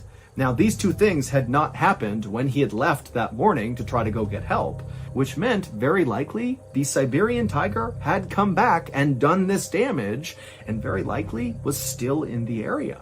And so all Vladimir is thinking is, I have to get in my cabin as fast as possible and shut and lock that door. And so Vladimir grabbed his last dog and very carefully he maneuvered his way through all the wreckage. He went up to his front door, and as he's about to open it up, he hears whimpering, and it sounds like one of his dogs who's gone missing, and the whimpering is coming from inside of his cabin. And so without any hesitation, Vladimir flung the door the rest of the way open, and he looked inside, and he couldn't see anything at first, but then he noticed there was this kind of pile of broken up furniture from the day before, and the whimpering appeared to be coming from underneath it. And so Vladimir rushed over and he began moving the furniture out of the way, and sure enough, underneath it, he finds one of his missing dogs who's been very badly hurt, but who is still alive and who is whimpering. And so Vladimir, he's so happy that one of his dogs is okay, and he grabs his dog. But unfortunately for Vladimir, this was a trap. Now, we don't know this for sure, but the leading theory is this Siberian tiger actually set this trap on purpose to catch Vladimir. It's believed that this tiger wounded the dog so the dog would begin to whimper, luring Vladimir out, at which point the tiger could pounce. 4 days later, that armed search party led by Yuri arrived at Vladimir's cabin. They found it destroyed with blood everywhere. They went inside. There was nothing there. They came back outside. And that's when Yuri's dog began running in circles and the crows flew into the air and they heard that deafening roar like the whole forest was roaring. Well, that was the sound of the Siberian tiger. Luckily, though, Yuri was not just some rugged outdoorsman. He was actually a member of something called the Inspection Tiger Unit, which basically is like a SWAT team that responds to tiger attacks. And so when Yuri heard this unbelievable roar, he just started walking straight towards it. But with every step Yuri and his team took into the forest, the roars coming from this tiger faded farther and farther away from them. But at the same time, Yuri began to notice on the ground little scraps of clothing. And so Yuri and his team, instead of trying to follow this roar, they just began following these bits of clothing. And these scraps eventually led them to a big clearing in the forest, and in this clearing were these two big red circles in the snow. And so Yuri and his men carefully approached these circles, and when they realized what was in them, they just stood there in silence. In the center of the left circle was a heap of Vladimir's clothing, and then underneath them were just bits and pieces of Vladimir, like he was ripped apart into different pieces and kind of piled up in this circle. And in the other circle, the right circle, was Vladimir's head, and it had been completely skinned. And after seeing this, Yuri and many other people have come to the conclusion that this Siberian tiger attacked Vladimir just for revenge. That this tiger felt like, Vladimir was encroaching on its territory, it stole its boar kill, and then also Vladimir had shot the tiger, wounding it, which only incited the tiger more. And so finally the tiger laid a trap and caught Vladimir and ripped him to pieces and then displayed him for the search party to find. Yuri and his team would eventually find and kill this Siberian tiger. But by this point, the tiger had actually managed to kill at least one other hunter, and very much in the same way it killed Vladimir, by luring this hunter into a trap and then pouncing and killing and ripping the hunter to pieces and then displaying them, basically warning other hunters not to come in here. And while the death of this tiger certainly made Yuri and other people living in this area feel more safe, at the same time, Yuri has been told by other locals that unfortunately now, because of his brush with this tiger, he has been marked by the tiger, just like Vladimir. And so, according to legend, at some point, unless Yuri goes far, far away, he's going to be tracked down and killed by a tiger.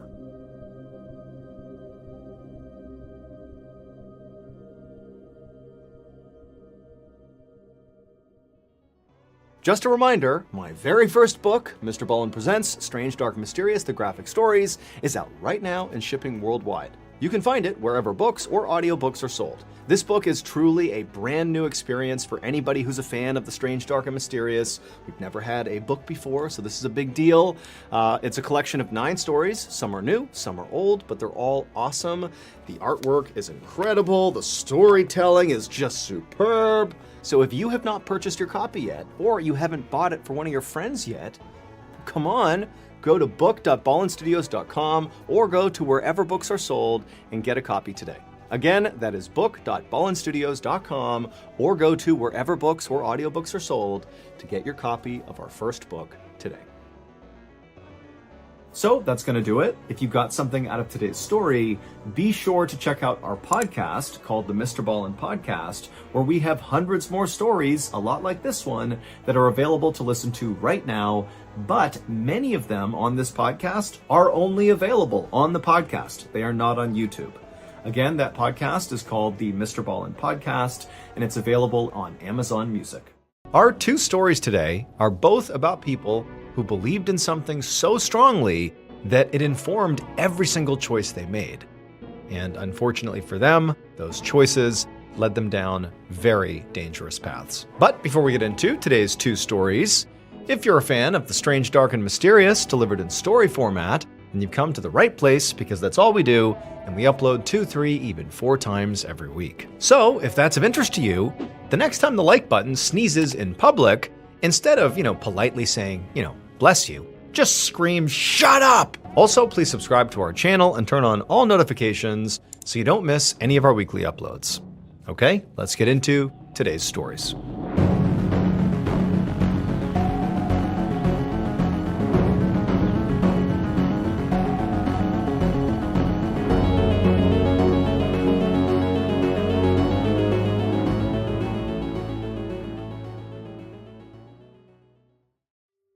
One afternoon in November of 1980, 28-year-old John Reed sat at a table on a hotel veranda in the tiny village of Barcelos, Brazil, which was a 2-day boat ride up a river from the Amazon jungle's largest city of Manaus. And sitting across from John was the legendary chief of the Uga Mongolula tribe, Tatunka Nara. Now, John had been in Barcelos for about 10 days now, and in that time, he'd already spoken to Tatunka many times. But still, it was like every conversation they had gave John this incredible sense of awe. He really felt like his whole life had been leading up to this exact moment of being here in Barcelos, about to go on this grand adventure. So Barcelos and Tatunka were very far away from where John had grown up. I mean, this was a very foreign place. John grew up in San Francisco, California. But even growing up in those suburbs as a kid, he had always dreamed of coming here and literally meeting Tatunka. So it was like surreal he had really done this. And if things from here on out went the way John hoped they would, he might never have to even go back to America. Because John was on a bona fide quest. John was in Barcelos to be the person who finally found the long-lost city of Acacor. Now, there was almost no record of the city ever actually existing, except for in one book called The Chronicle of Acacor, which was by this author and journalist named Carl Brugger. Carl wrote that Acacor was the capital city of a 12,000-year-old civilization, similar to the Incas or ancient Egyptians, in that they'd lived thousands of years ago and had a big empire and an extremely advanced civilization for their time. But according to Carl, Akakor and its people were way better because they were descendants from actual gods. When the Europeans eventually came to the Amazonian jungle, the people of Akakor did not get wiped out because they went underground. And it was there, underground, that they rebuilt their capital and literally hid their civilization from the modern world. And in fact, the legend said that they actually still live there now, guarding a treasure that had been given to them by the gods. Now, most people called Carl's book complete fiction and said that its author just sort of made it up to make money. But John hadn't paid any attention to the naysayers, and any possible doubts that he had completely disappeared the moment he'd finally met Tatunka. So Tatunka was not only a famous chief who knew the Amazon like the back of his hand, but more importantly, at least to John, he'd actually been interviewed in Carl's book, and he was said to be the one known person who'd actually been to Akakor who was still alive. And here Tatunka was, in the flesh, sitting across the table from John in all his Amazonian glory. He wore just a loincloth, and he had that same turtle tattoo that the book described, so John knew he was the guy, he was the chief he'd been looking for. And to John, if Tatunka was real, well then surely everything else in that book was real too. Right now though, neither John nor Tatunka were saying anything, which was unusual because normally their meetings were very animated, as Tatunka regaled John with all these amazing stories about Akakor and what it was like there in his very heavily accented English. But hearing these stories hadn't been enough for John, who really wanted to know where Akakor actually was so that he could actually see it with his own eyes. Now, so far, Tatunka had not told John where it was. He'd said that the people of Akakor wanted to stay hidden, their survival depended on it, and so he was not going to give up their location. But today, John could feel that something was different, because just a few minutes ago, John had asked Tatunka again about literally going to Akakor, and now Tatunka had been very quiet for a very long time, like he was thinking about whether or not to finally reveal its location. And so John patiently waited. And as he sat there in this really intense silence, it was like he could almost feel Tatunka's deep wisdom oozing off of him in waves. And then finally, in his soft, very fragmented English, Tatunka began to speak.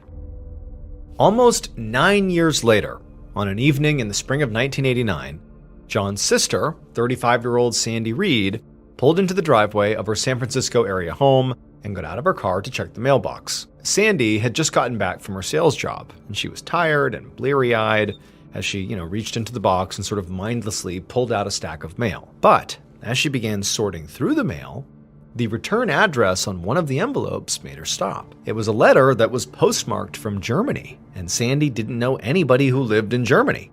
And so she really wasn't sure what to expect as she quickly ripped it open. But as her eyes scanned the lines on the page, her hands began to shake uncontrollably. The letter was from a German detective who said that he was writing about her brother, John, and that they were sure something bad had happened to him.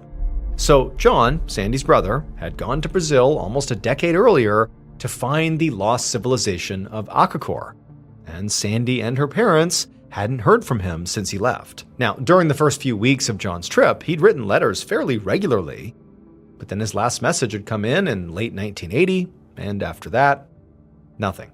Now, of course, Sandy had been worried about her brother, but she also hadn't been that surprised he had gone radio silent, because Sandy and her parents were well aware that John was obsessed with Akakor, and not just that, he wanted to go on this adventure, find this lost city in the jungle, and then never come home. He wanted to stay in the jungle. And so they kind of figured that, maybe he found Akakor, or maybe he just found another village somewhere. But either way, the way they looked at it is John likely wanted to start a new life somewhere else, somewhere in the jungle, and that's probably what he had done. So for nearly a decade, that sort of became their line of thinking. But now, as Sandy is reading this letter, it was like suddenly her understanding of what was going on with her brother was totally and instantly fractured. Now she was both panicked and also totally confused about the idea that, one, John was in trouble, and two, why is the German police looking for her brother? Why is that happening? Why American police looking for my brother. But as her eyes frantically scanned the page, she learned why. The detective said they were investigating the death or disappearance of John and at least 3 other people, including a German citizen, who apparently had been lured into the Amazon by a particular book about a place called Akakor. Now, this book, according to the detective, was complete junk. It was a fabrication. Akakor, not a real place. But the detective believed that someone was killing the people who came looking for it. Now, the detective said they had tried to investigate, but the Brazilian officials were being very uncooperative, and he wasn't actually allowed to go to Brazil to collect evidence to try to figure out what happened here. And so basically, he was stuck, but he wanted her to know they were looking into her brother. And so by the time Sandy finished reading this letter, she felt like, well, I have to do something. You know, if the German police, if they can't go to Brazil, maybe I can.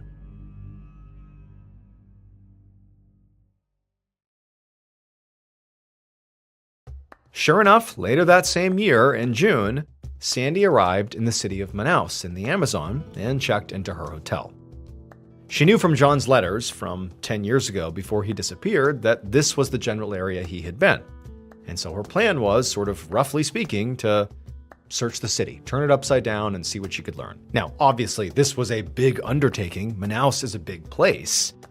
But Sandy, at this point, was all in on this mission. Sandy didn't really know why. You know, for 10 years, basically, she had no idea what happened to John. But it was like now, she felt like she was being called to do whatever she had to do to go find her brother. So she had quit her sales job, emptied her savings account, bought a flight here, and brought along a tape recorder, like an audio tape recorder, so that she would basically, not miss anything, talk to everybody and learn whatever she could and track it. And her plan basically was to just spend all her time interviewing locals, recording what they say, to try to figure out if anybody knew about John or Akakor. But almost as soon as she actually began doing this on the ground in Manaus, she realized how hard it was going to be. I mean, it had been almost a decade since her brother had gone missing. So when she met with the Brazilian law enforcement, they had virtually no details about his disappearance and really couldn't tell her anything useful. And when Sandy spoke to local residents, all she heard were endless rumors with no actual evidence. And on top of that, all the rumors she heard sort of contradicted each other. Some said a white man matching John's description had just recently been seen on the outskirts of Manaus. But then another person claimed John had been shot years ago and his bones had been found deep in the jungle. And then yet another person said, nope, none of that's true. What really happened is John found a tribe in the Amazon, not the people of Akakor, but another tribe, and he had decided to just live with them. Now, even though all this information she was getting was sort of all over the place, there still was one common reaction that almost everybody Sandy spoke to had: fear. Each time Sandy asked about Akakor, people would sort of clam up, like they were scared of it. Now, they all clearly knew about it, and most of the time when she brought it up, she was warned to sort of leave it alone, like don't talk about that, and that in some ways looking for Akakor could get her in trouble or even killed. So as the days wore on, Sandy just felt herself feeling more and more confused and anxious, and each night as she laid in her hotel bed, she wondered if she should just give up, that this was impossible. But then it was like every night after she'd drift off to sleep, she would have a dream about John. It was like he was haunting her, and he would say to her in these dreams that Akakor was not what he thought it would be. So just about every morning when she woke up, she'd have this sort of refound sense of purpose, and she would continue to look for her brother. But it just kept going nowhere. However, during her last few days in Manaus, based basically on finances, like she was running out of money and would have to go home soon, during that time period, she heard another rumor. And that was that John had gone into the jungle to find Akakor, but he hadn't gone in there blind. A local chief named Tatunka had told John how to get there. Now, by this point, Sandy had spent 3 weeks in Manaus and its surrounding areas and really felt completely overwhelmed. I mean, she really hadn't made much progress anywhere. There was definitely a sense of fear around Akakor, and she was even starting to feel that like looking into this could potentially get her into trouble. And in many ways, hearing about this new person, Tatunka, whether they were real or not, it actually made her scared. She would love to learn what he knew, to go find Tatunka and see if he knew where her brother was. But there was also a part of her that just feared even pursuing this lead. It was like all of a sudden, Brazil just felt too overwhelming for her. And so after learning about Tatunka, Sandy's reaction was actually to pack up and leave. But after leaving Brazil, Sandy did not just, fly to California and give up on the search for her brother. She just decided to look for her brother sort of in a roundabout way. She had heard from a local in Brazil that there was a Swiss tourist who might have seen John in the jungle. And so after Sandy left Brazil, she went to Switzerland and spoke to this tourist. And then after speaking with that tourist, she flew to Germany and she met with that detective who had sent her the initial letter she got. But neither the tourist nor the German detective had any new information. So by the end of all that, Sandy still had no answers. And by this point, she also had no money. She had completely drained her savings account trying to find her brother, and it had not worked. Now, Sandy considered just going home. I mean, she was broke, she was scared, and really she hadn't actually gotten anywhere in her search for her brother. But there was still one lead that she had not investigated, and that was Tatunka, because basically it just felt too scary. She'd abandoned it and left for Switzerland and Germany. But Sandy felt like now, if she never went back to Brazil to speak with him, she would never get any real answers. It felt like Tatunka was the key, and she had been cowardly. She needed to go back there. She needed closure. So she went back to America, but she only stayed long enough to earn some quick cash cleaning houses so that she could finance another trip to Brazil. On June 21st, 1990, so about a year after she had made her first trip, Sandy did return to Brazil. She took a small plane to the village of Barcelos, which she had learned was where Tatunka lived. This time, though, she brought some backup with her, a documentary producer and also a reporter. She felt a lot safer coming here with a group, but also she did want to draw attention and resources to eventually help her with her brother's case. When they landed at the rundown airport, Sandy and her small team deboarded and walked straight into the tiny village. In the time that she had been back in America earning cash, Sandy had done some research on Barcelos, so she knew by now that Carl Brugger's book, The Chronicle of Akakor, the book that, John had been so interested in that led him on this quest, had really spawned an entire economy in Barcelos, since tourists came to talk to Tatunka and to try to find it. He was in Barcelos. But as far as Sandy could tell, the tourist boom had not done much for the village of Barcelos. It was dirty and the houses were all very rundown shacks. She'd read that only about 3,000 people lived there, and between all of them, they only had one phone. And so as the group wandered around looking for a friendly face to give them directions, Sandy spotted a woman who was hanging her laundry up on a line outside her home. So Sandy approached her and asked if she knew where Tatunka lived. And the woman immediately nodded, which Sandy expected, because Sandy had not just read up on Barcelos, she now knew a lot about Tatunka as well. And she knew that basically everybody in this area knew his name. He was a renowned chief who'd once led an expedition for the famous explorer Jacques Cousteau. And he was a hero too. One time he had saved the lives of a dozen Brazilian soldiers after their plane had crashed in the Amazon. So the country's secret service was actually in Tatunka's debt. And also, of course, Tatunka was interviewed extensively in The Chronicle of Akakor, that book, and was the only known person who'd actually been to the city and knew its location. But more recently, Tatunka had settled into a quieter life and was running a hotel and giving boat tours to visitors along the Rio Negro. And so Sandy got directions to Tatunka's hotel from this woman, and as Sandy and her team began heading deeper into the village to go meet this guy, Sandy felt a mix of excitement and also fear. I mean, there was just something sort of heavy about finally meeting this guy. Eventually, the group came to what appeared to be a very isolated-looking hotel surrounded by a wooden gate. And inside of the gated area, up on the veranda of this hotel, was this very lean, shirtless man with a turtle tattooed on his chest. And Sandy knew immediately from the tattoo that that was Tatunka. As Sandy and her crew opened the gate and walked towards Tatunka, she pulled out a photo of her brother and held it up, along with an explanation of why she was there. And Tatunka, at first, just kind of listened and watched as they approached him, but then as he began to hear what she was saying, he smiled, and in broken English, he told Sandy he was surprised she hadn't come sooner. But Sandy didn't return his smile. because as she stared at Tatunka, all she could think of was how wrong everything was. Tatunka's face, the way he spoke, the way he carried himself, none of it made any sense at all. It would turn out those dreams Sandy was having, where her brother John would appear to her and tell her that, Akakor was not like he thought it would be, it would turn out that was correct. Akakor didn't exist. However, it was not just a fake city created by that author, Carl Brugger, to sell his book. No, it was something much, much weirder than that. That whole book was based almost exclusively on the stories of Tatunka, the legendary Amazonian chief who Sandy was now meeting, in front of this weird hotel. But Tatunka, the man standing in front of Sandy, was not chief of anything. In fact, he wasn't even Amazonian. In reality, this man parading around as Tatunka was just some random German man named Gunther Hawk who had fled Germany for the Amazon to avoid paying child support to his ex-wife in the 1960s. But when he arrived in the Amazon, he wanted to blend in, but he didn't speak the language, and he had this heavy German accent.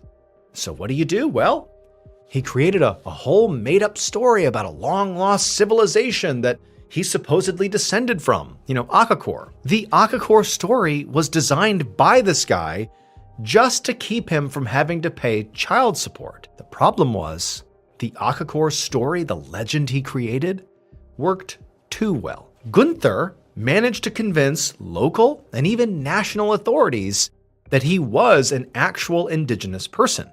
And then, fatefully, he also convinced this writer, Carl Brugger, that he really was from this lost civilization, and sort of inadvertently created an entire tourism industry based on Akakor. And so when Carl's book came out, Gunther found himself in a bind.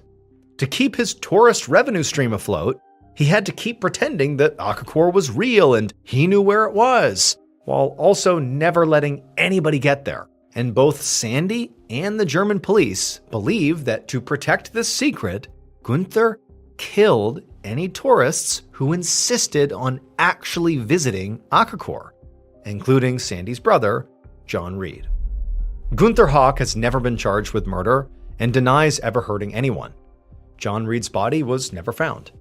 The author, Carl Brugger, was shot to death in 1984 in Rio de Janeiro, Brazil, and rumors still circulate about who killed him and why. And as of 2024, Gunther Hawk was confirmed to be alive and still living in Barcelos, and still insisting that Akakor is real. To this day, explorers still travel to Barcelos to try and find it.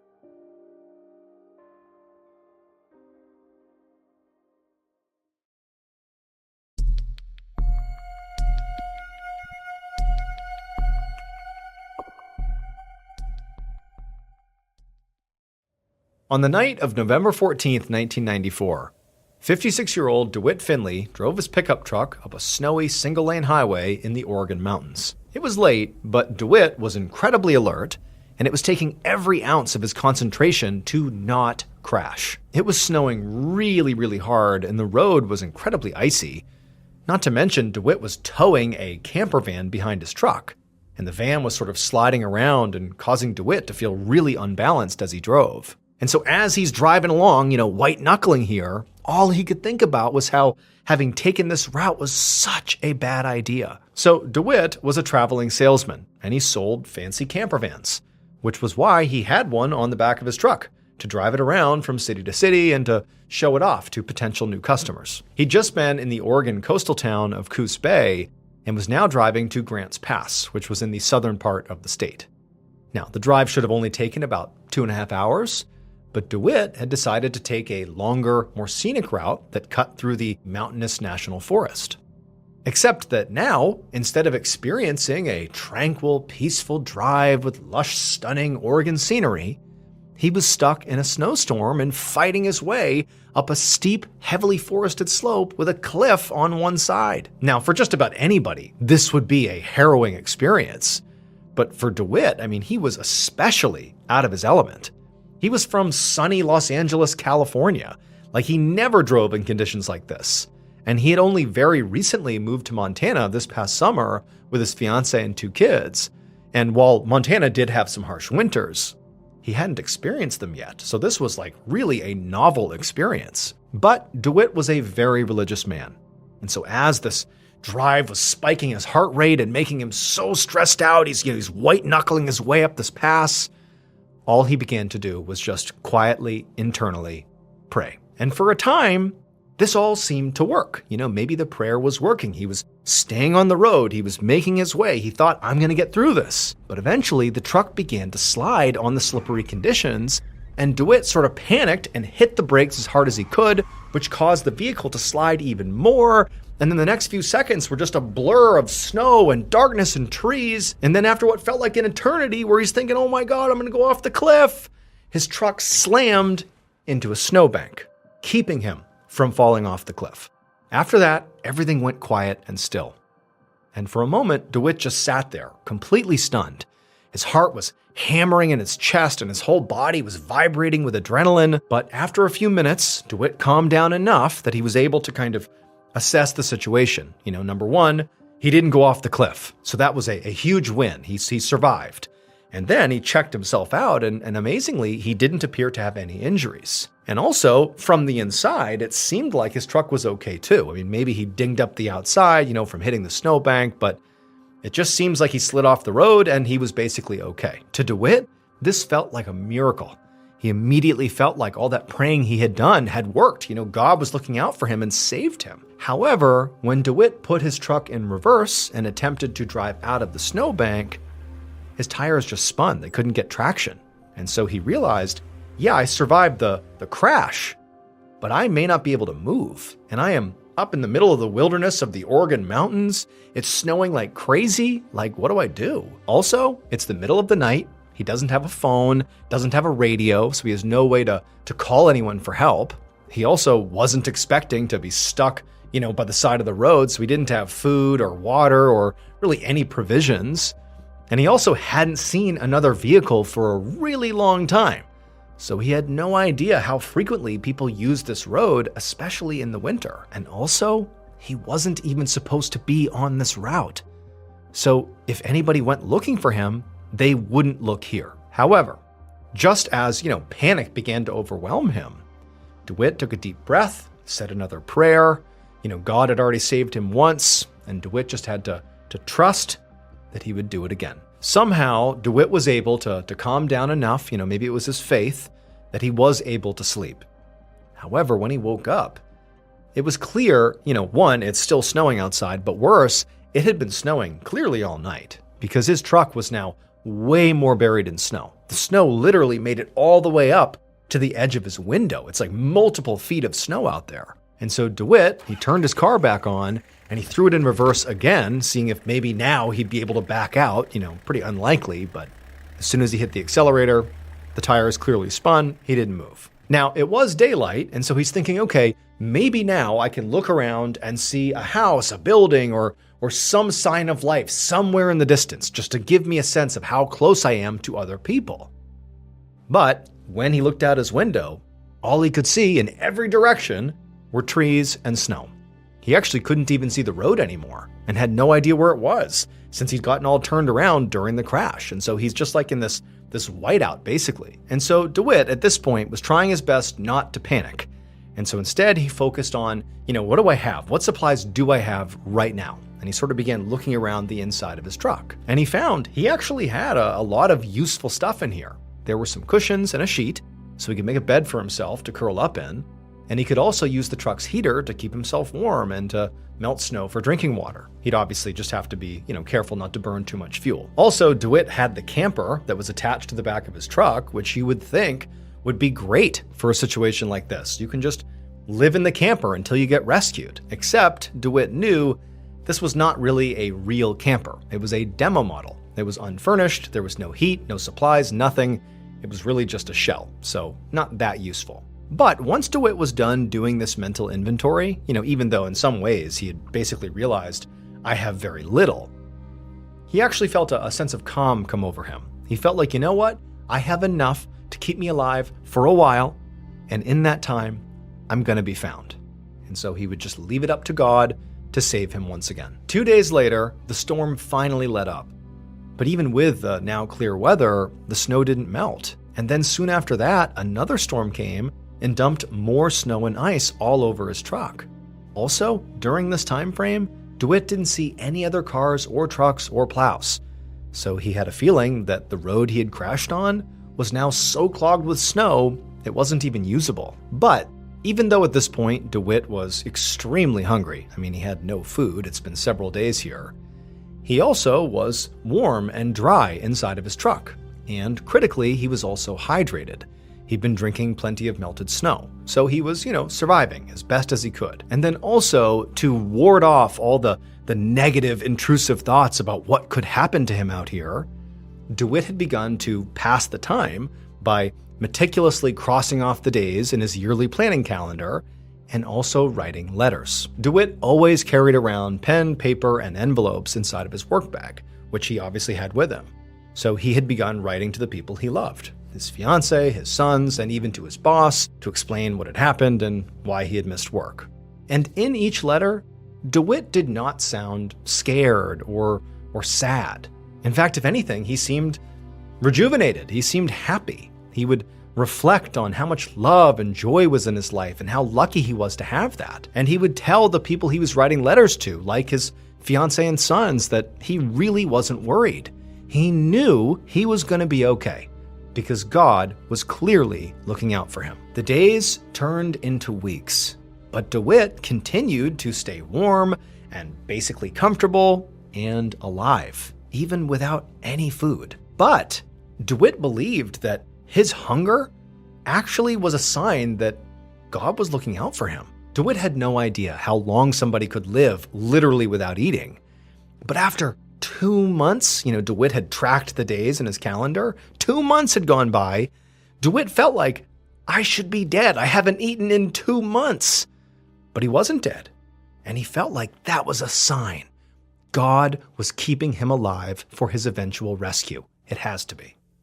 On the morning of May 20th, 1995, a teenager, along with his girlfriend, drove up the same mountain road that DeWitt had been on when he got into his accident. And even though it was May, there was quite a bit of snow still, and the road was still quite icy. And about halfway up a particularly steep incline, this teenage kid lost control of his truck, it began to skid, and he went off the road and crashed into a snowbank. Luckily, the teenager and his girlfriend were okay. And for a minute, they just sat there kind of dazed.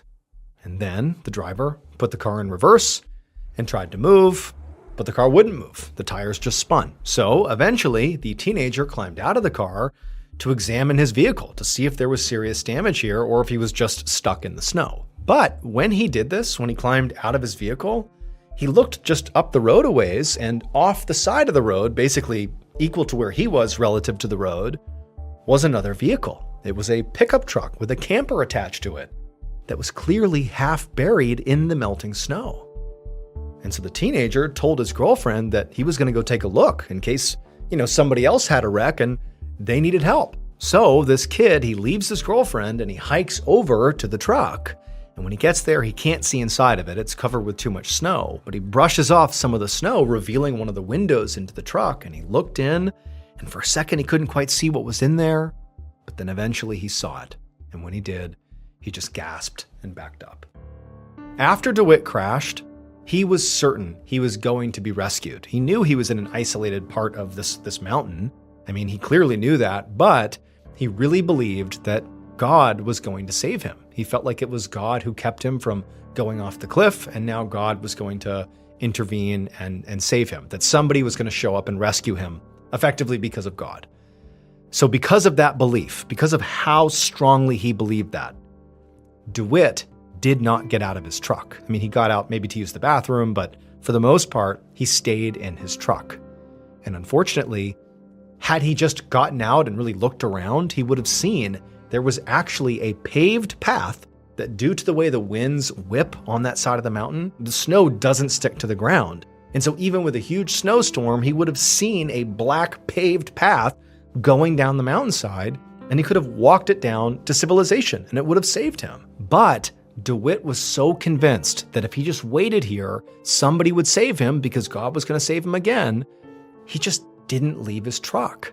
And then when he began to feel that incredible ache from the starvation, the fact that he wasn't dying, months in with no food, it sort of built that resolve inside of him that clearly God has a plan. Clearly. I should be dead right now, and I am not. I need to maintain faith, and I'm going to be saved. And in many ways, that's beautiful. It's poetic in some ways. But it ultimately led to his death. That teenage driver who happened to get into a car accident up on that mountain road, who then saw the truck and the camper, well, that was obviously DeWitt's truck and camper. And when the teenager walked over and cleared the window and looked inside, he saw DeWitt, who was deceased inside of the truck. DeWitt ultimately died of starvation, most likely on January 19th, which is the final day that he crossed off on his calendar.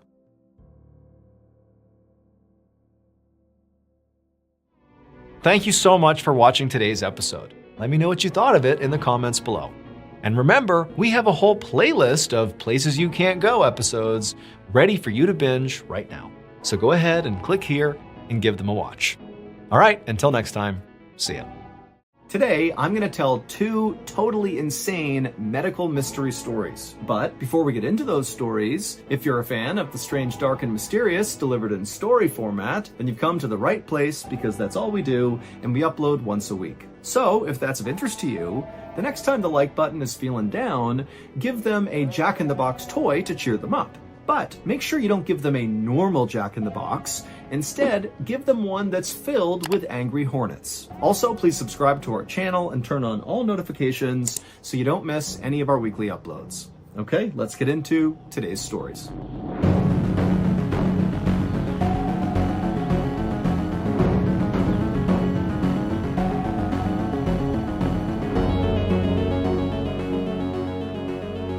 On November 2nd, 1848, a German doctor named Karl Heinrich August von Bureau was just opening up his private medical practice in East Prussia when a teenage boy burst in through the doors looking totally frantic. Before the doctor could ask any questions, the teenager blurted out that another boy in town needed his help right now. When the doctor asked, what does the boy need?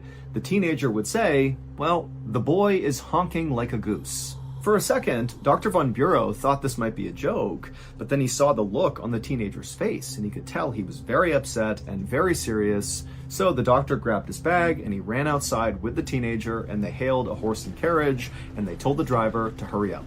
When Dr. von Bureau and this teenager arrived at the honking boy's house, the honking boy's mother came running outside looking totally flustered, and she flagged down the doctor and then brought him inside her house. And as she led the doctor through the home towards her son's bedroom, she explained what was going on. She said her 12-year-old son had been outside playing with his friends when suddenly he had developed this really intense coughing fit, kind of out of nowhere. And then finally, when the coughing stopped and the boy tried to breathe in, his throat made this horrible honking sound. And so her boy had come in the house honking with every breath, and so kind of in a panic, the mother had opened up her son's mouth and looked inside, but she hadn't seen anything, and she knew her son was not sick. There were no other symptoms really at all that were concerning about her son. It was just that he was honking. Now, for a while, the mother thought this would just kind of clear up, that maybe it was just kind of some byproduct of coughing really, really hard. But now it had been 18 hours and the boy was still honking with nearly every breath, which is why she had finally told the teen to go get the doctor. When the mother let Dr. von Bureau into her son's bedroom and he got a look at the honking boy, he couldn't believe how terrible the boy looked. His face was all swollen and kind of bluish, and he was sweating profusely, and when the doctor watched him try to breathe in, not only did he honk, but also very clearly this boy was really struggling just to breathe. So it was more than the sound, it looked like he was suffocating. And so the doctor rushed over to the boy and told him to open up his mouth. The boy did, and the doctor looked into his mouth, but there was nothing he could see that was blocking his airway. And so the doctor just put his finger into this boy's mouth and he reached down inside, and suddenly he felt something lodged in the boy's throat that was small and hard, and he couldn't quite grab it. So he grabbed his forceps, which are kind of like big tweezers, and he reached back into the boy's mouth and he tried to grab this object that was clearly obstructing his throat, but the object was too slippery and the doctor could not pull it out. And so the doctor is looking at this boy who's obviously struggling to breathe, and he's thinking to himself, if I don't get in there and get this obstruction out, this kid is going to die.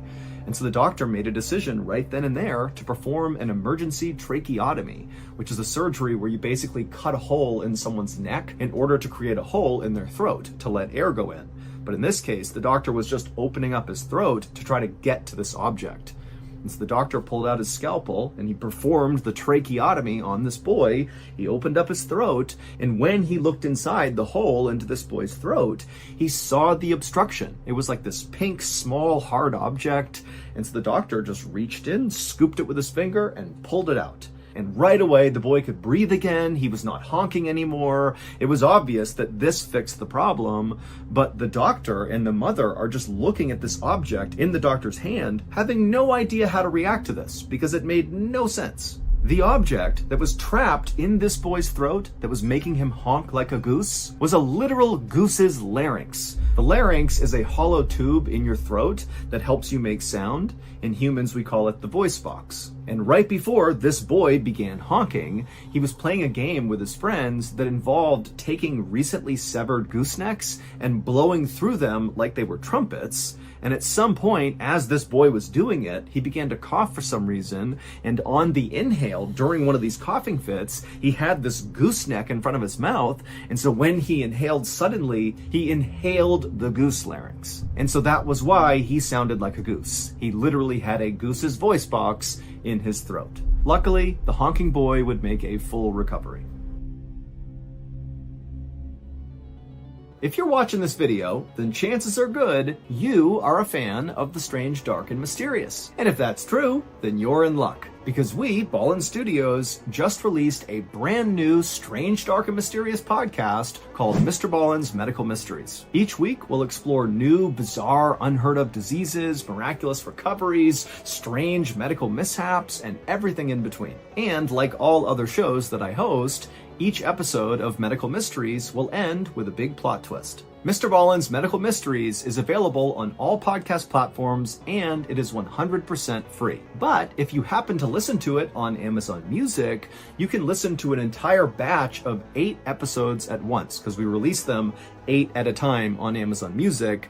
But on all the other podcast platforms, we just put out 1 episode a week. And then once they catch up to where Amazon Music is, we drop another new 8 episodes on Amazon Music, but continue doing 1 per each week on every other platform. The next 8 episode binge on Amazon Music is scheduled for Tuesday, January 30th. So be sure you go check out MrBallen's Medical Mysteries on Amazon Music or wherever else you get your podcasts. And make sure you stick around till the end of this YouTube video, because we're going to play a sneak peek of this coming Tuesday's brand new episode of MrBallen's Medical Mysteries, which is called The Curse of Veneto.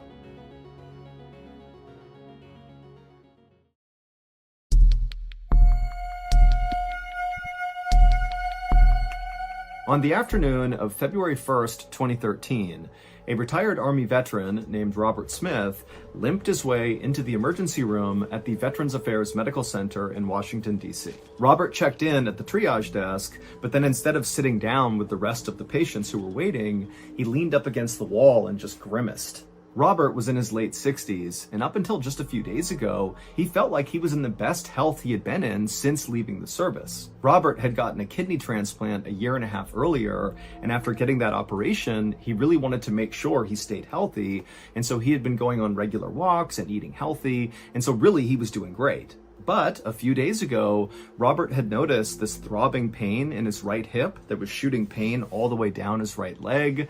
And he assumed, this had to be from maybe overdoing it on one of his walks. But the pain had continued to get worse and worse over the last few days.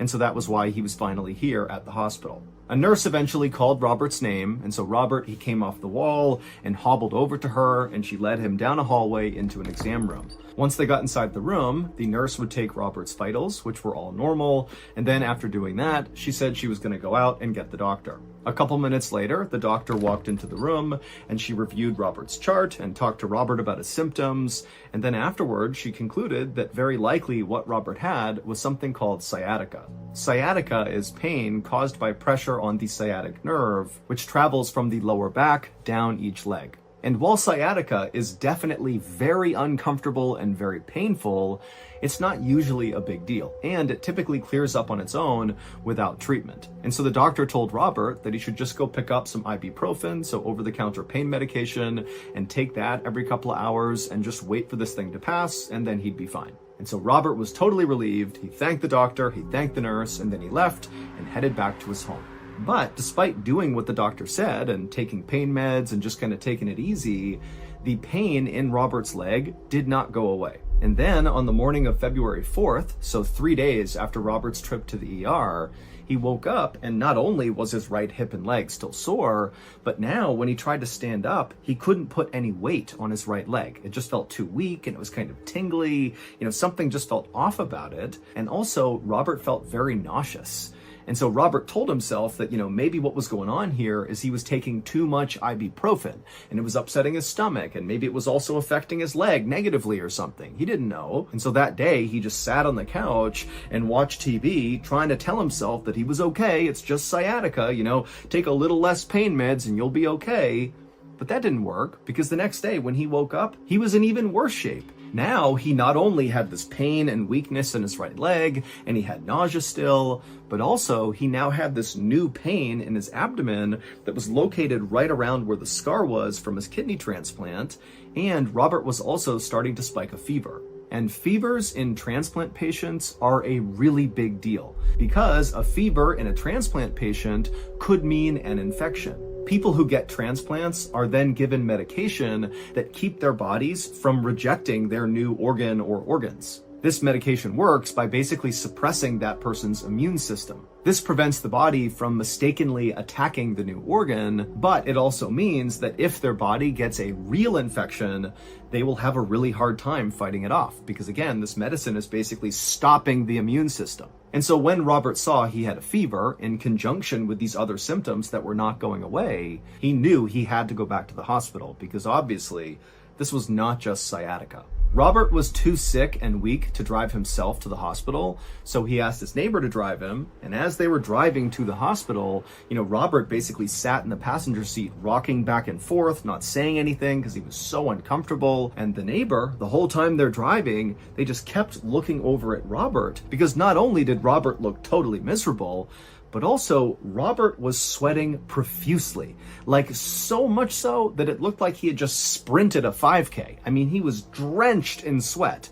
And so the neighbors looking at him thinking, like, what's wrong with this guy? Finally, the neighbor arrived at the hospital, and Robert, he managed to get out on his own, and he thanked the neighbor, and then Robert hobbled his way back through the doors into the ER. And then a few minutes later, Robert was in an exam room, and his doctor walked in, and she took one look at him and saw how horrible he looked, and without any hesitation, she said, "You're getting admitted right now."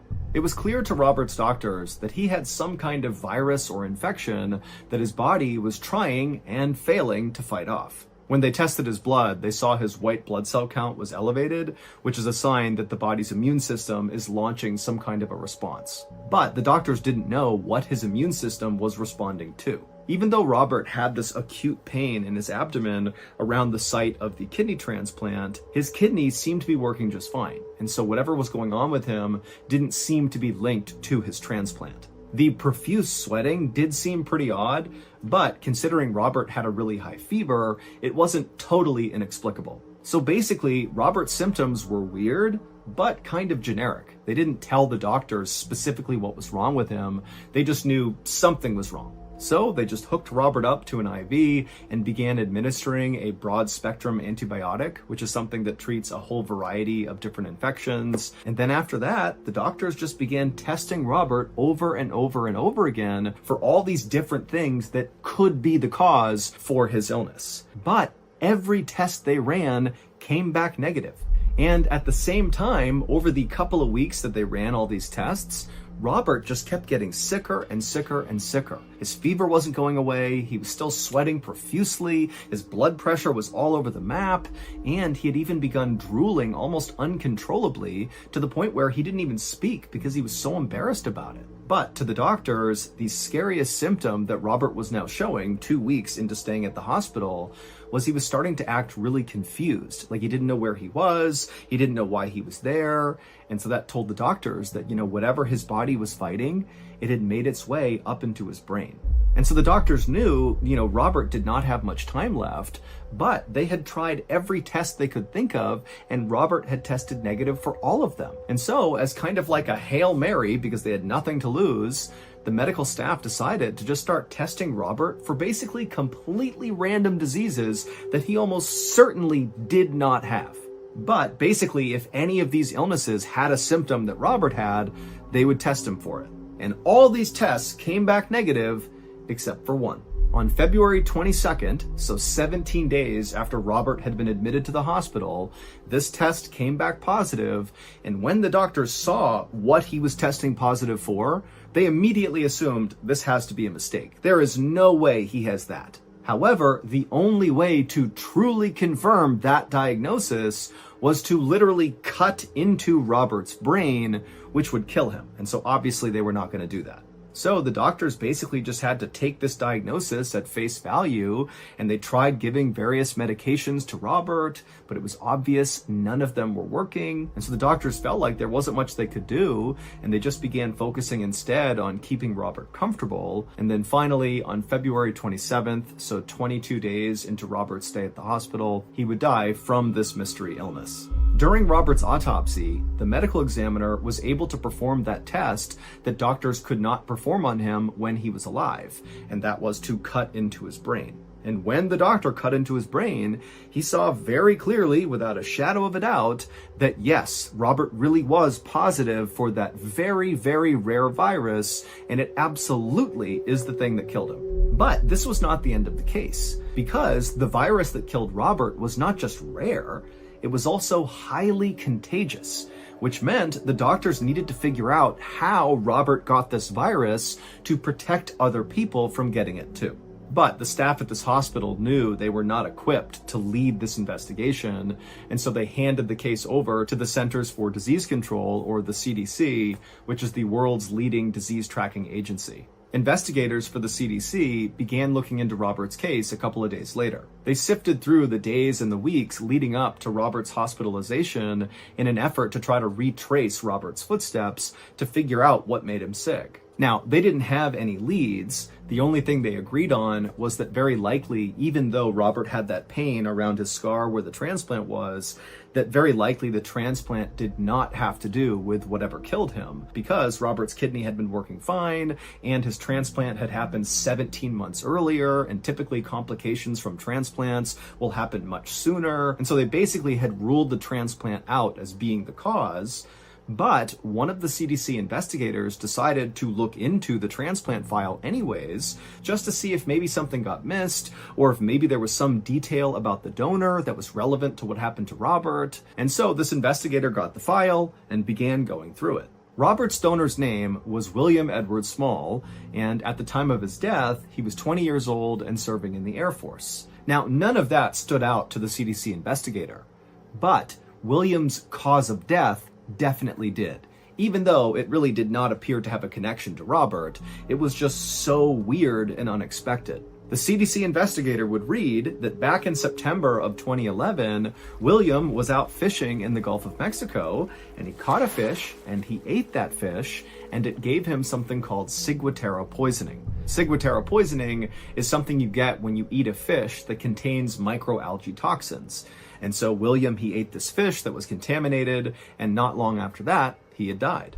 But when the CDC investigator read through all of William's symptoms before he died, they basically exactly lined up with all of Robert's symptoms. William had developed pain and weakness in his extremities. He developed a very high fever. He became nauseous. He also lost the ability to swallow, and then he became totally confused and then died. And so when the CDC investigators saw this incredible coincidence, she knew she was onto something, but first she would need more information about William. And so very quickly, the CDC got in touch with William's family, and they asked them all these questions about William. And finally, after hearing the answers from the family, the CDC finally figured out what actually happened to Robert and what actually happened to William. It would turn out William was not just a fisherman, he was also a hunter and a trapper. And he had a very specific way he would go about training his hunting dogs. He would capture wild raccoons and use them as live bait to train his hunting dogs how to hunt. Now, William was always very cautious with these wild raccoons, but in the year and a half leading up to his death, he was bit 2 different times by raccoons. And it was one of those 2 raccoon bites, not some toxic fish in the Gulf of Mexico, that killed William and killed Robert. William did not die from ciguatera poisoning. He died from rabies, and the rabies virus that was in his kidney was still present when it was taken out of his dead body and transplanted into Robert's body. And so that was how Robert got rabies. Rabies can look like the common flu at first. People feel achy and nauseous, they get fevers, their stomach starts to hurt. Some people affected by rabies will drool uncontrollably, like Robert, or they'll lose the ability to swallow, like William. But for everybody who contracts rabies and who does not get a vaccine right away, because a vaccine does stop rabies in the early stage, so if you don't do that, everybody dies. That's what rabies does to you. It kills you. Now, you'd think, maybe we should be testing organs for rabies before they get transplanted, but you got to remember that rabies is so rare. Only 1 or 2 people a year in the entire United States will die from rabies. And so it's just not something doctors are going to screen for, because the percentage chance that they could have rabies is basically 0. Ultimately, Robert was not the only person who received an organ transplant from William. There were 3 other people that received his organs. Luckily, though, the CDC was able to track those 3 people down, and all of them were totally healthy and not showing any signs of rabies, so either they didn't have it or they were super early stage, which meant they were eligible for the rabies vaccine. They all got the vaccine, and they lived happily ever after. As promised, here is a sneak peek of this coming Tuesday's brand new episode of Mr. Ballen's Medical Mysteries. The episode is titled The Curse of Veneto. Enjoy. In the summer of 1983, a middle-aged Italian man held his mother's hands as they swayed about on a dance floor. His mother was in her 90s and was not able to get out very much, so this was an extremely special occasion. And this particular dance floor was on a cruise ship sailing on the Mediterranean Sea. It was an unbelievable experience he knew they would never forget. Then a slow song came on, and as they danced together, the man began to feel abnormally hot. Sweat ran down his chest and underneath his tuxedo jacket, his hair stuck to his neck, and when he touched his forehead, his hand came away wet. He told his mother he'd be right back, and then he left the dance floor, took off his jacket, and walked to the cruise deck, hoping the ocean breeze would cool him down. But when he got up there, he didn't cool down, and instead he just kept on sweating until his dress shirt was completely drenched. The man finally just ran to a bathroom in one of the cruise ship's long hallways, and he ran right over to the sink, turned on the cold water, and splashed it on his face. But when he looked up at his reflection, he couldn't believe what he was seeing. Not because of how much he was sweating, but because when he looked at his eyes, he could see his pupils had shrunk to 2 tiny pinpricks. Suddenly, he knew exactly what was wrong. He stared at his sweaty reflection and told himself he would go back out there on the dance floor and he would enjoy this night with his mother. He had to make every second count, because he was certain he'd be dead within a year.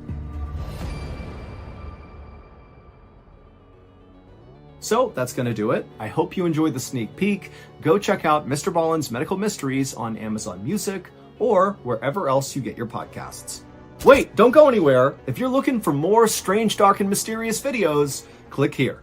This story has a very graphic ending, so viewer discretion is advised. But before we get into today's story, if you're a fan of the strange, dark, and mysterious delivered in story format, then you come to the right place because that's all we do, and we upload once or twice every week. So if that's of interest to you, please put a single metal fork in the like button's microwave, set it for 99 minutes, hit start, and then leave. Also, please subscribe to our channel and turn on all notifications so you don't miss any of our weekly uploads. Before we get into today's story, I want to talk to you about today's sponsor, BetterHelp. Back in 2015, when I was still in the military and was not on YouTube yet, I fell into a very deep depression. I was mad all the time. I was isolating myself. I was basically self-destructing. And eventually, after my family encouraged me to do so, I did go out and get help. I sought out a therapist. And honestly, looking back, I think that decision saved my life. So when BetterHelp, which is a very highly reviewed online therapy platform, reached out to me and asked if we could partner, I immediately said yes, because I know therapy works. For the last couple of months, I've been using their platform, and it's great. It's easy to use. It's affordable. All their therapists are licensed and accredited, but in my opinion, the best and most unique aspect of BetterHelp is that it's all online. Back in 2015, I almost didn't seek out a therapist because I was so concerned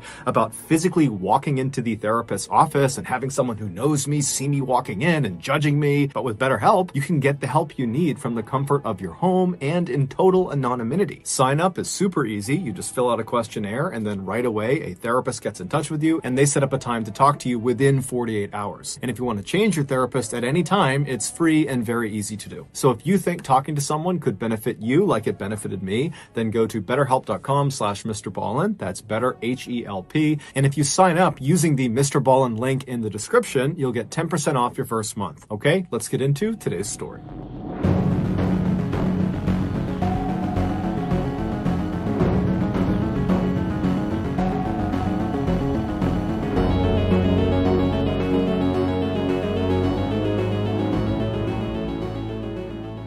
The Sierra Madre Oriental is a major mountain range that starts on the southern border of Texas and Mexico and cuts 700 miles south through the northeastern section of Mexico. About halfway down this mountain range on the eastern face lies a series of caves, and situated below these caves at the foot of the mountains are several small villages that are very isolated, and they're populated primarily with illiterate poor farmers. One night back in May of 1963, a 14-year-old boy named Sebastian Guerrero, who lived in one of these small isolated villages, decided to go for a walk up in the mountains, and he wanted to go explore the different caves. Now, this was something he did fairly regularly because there was a local rumor that there was actually hidden treasure in these different caves. Now, it's unclear if Sebastian literally believed that or if that was just kind of an excuse to go have a look around himself. But regardless, he headed out of his house and he began walking up the mountain towards these caves. The entrance to these caves were a couple hundred feet up the mountainside,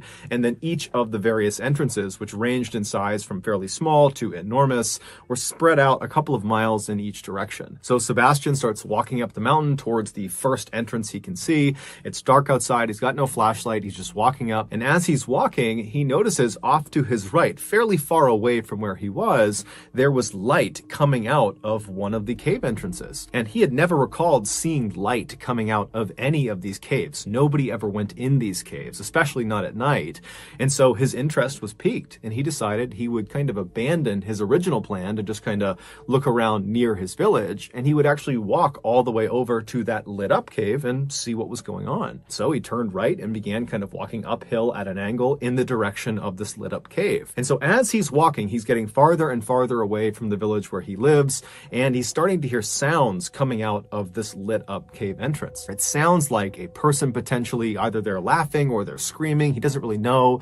He's thinking, maybe someone's having a party inside one of these caves. He has no idea. But after he gets maybe 200 or 300 feet away from this entrance, he realizes it's definitely a person, and they're definitely screaming. And it does not sound like they're screaming out of joy. It sounds like they're screaming because they're scared or they're in pain. And as he's getting closer and closer and closer to this cave, his anxiety is starting to ramp up because he's really starting to be frightened by what he's hearing. And he's starting to realize there's more than one person inside of this cave. In addition to the person that is screaming out, there also sounds to be a large contingent of other people that are either singing in unison or chanting in unison, but some group of people are doing something in unison while some other person is screaming out. And so he's really starting to get nervous about this cave, but he just can't help feeling curious about what was going on. And so he just continued walking until he was maybe 10 feet away from the entrance to this cave, and he plopped down behind a rock. And so he's not really sure if it's a good idea to look. He doesn't want to be spotted by whoever is in there,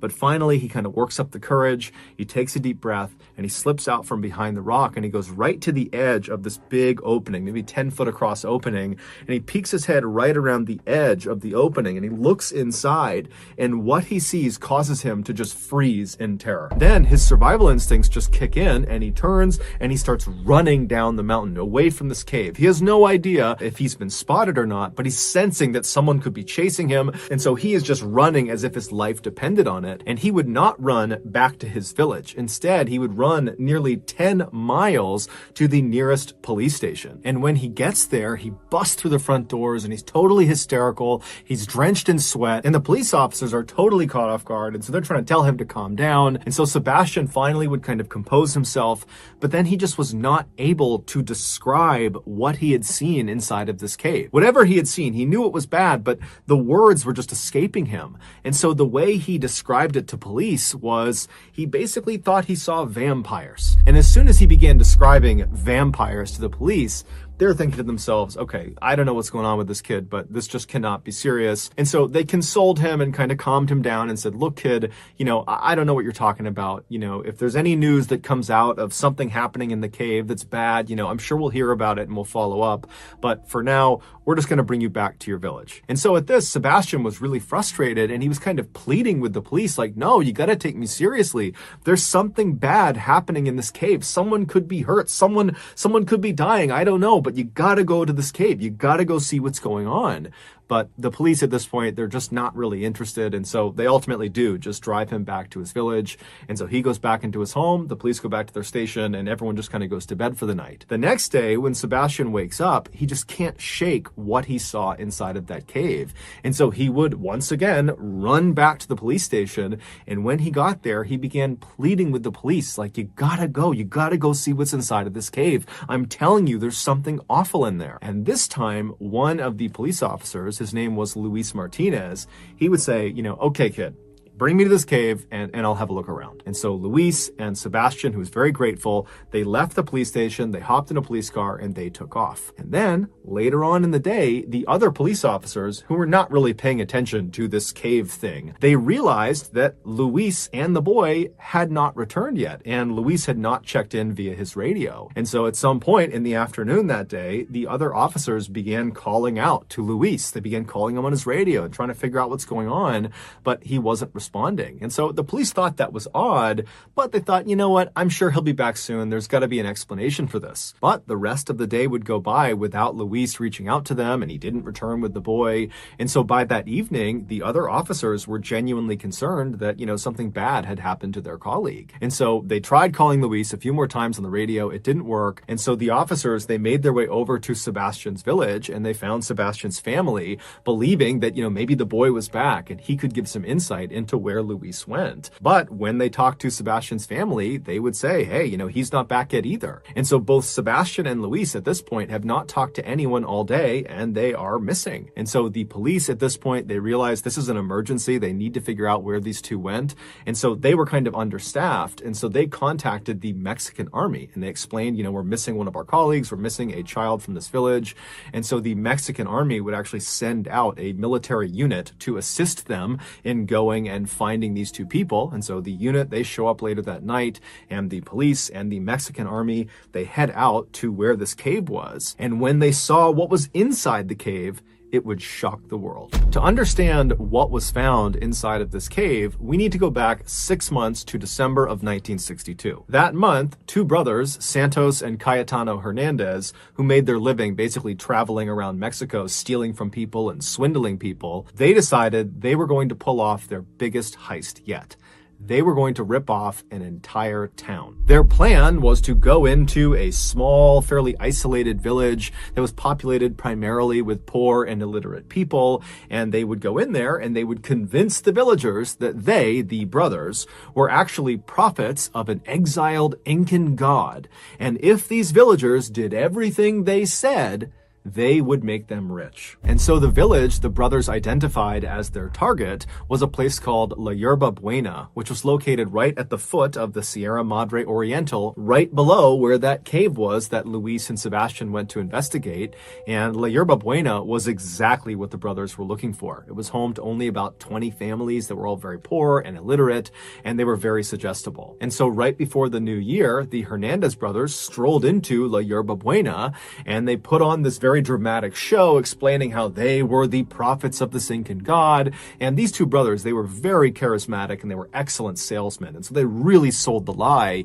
And these villagers who were very vulnerable and cut off really from the rest of the world, they believed them. They thought this was their big break. They're going to be rich. We just have to do whatever they say. And so almost immediately, the villagers effectively became the Hernandez brothers' slaves. They would give them anything they wanted and do anything they wanted. But after a couple of months of this, some of the villagers started to be frustrated with the Hernandez brothers, the prophets, because it seemed like they were not really working towards making the villagers rich. Instead, it just seemed like they were horribly mistreating the villagers. And it just didn't feel like this was a relationship that was benefiting the villagers. And so when this sentiment began to kind of make its way around the 70-ish people who lived in La Yerba Buena, the brothers picked up on it, and they could have, at that point, just kind of abandoned their gig. At this point, they've robbed the town dry. There's nothing left for them to give to the brothers.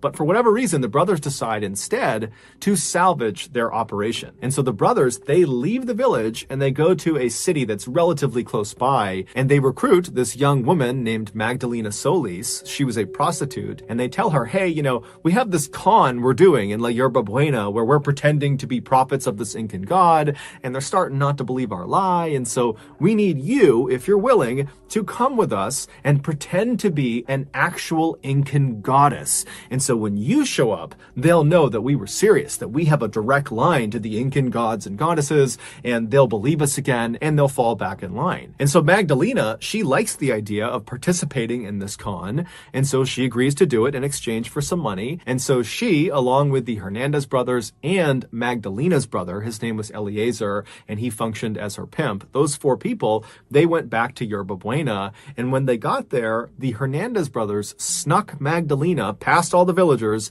up to that cave up in the mountains. And they put her in the back of the cave. They kind of hid her behind some rocks, and they dressed her up in an Incan goddess costume. And then once she was in there, the brothers went back down to the village and they rounded all the villagers up and said, come on, let's go up to the cave. We have a special ceremony for you. And so the villagers made their way up to this cave. And once they were all inside, the Hernandez brothers used some basic magic tricks and created basically a smoke screen. Once they had this smoke screen kind of billowing in the back of the cave, they secretly signaled to Magdalena, who was behind the smoke screen, and she knew that was her cue, and she leapt through the smoke and she presented herself to the villagers for the first time, and she declared herself to be a reincarnated Incan goddess. And if you don't do what I tell you to do, I'm going to kill you. And so the message she was sending to the villagers was so intense. They completely believed that this was an Incan goddess, and therefore this was not a ruse. The brothers were not lying to them. This was all very real. There's a real goddess in front of us.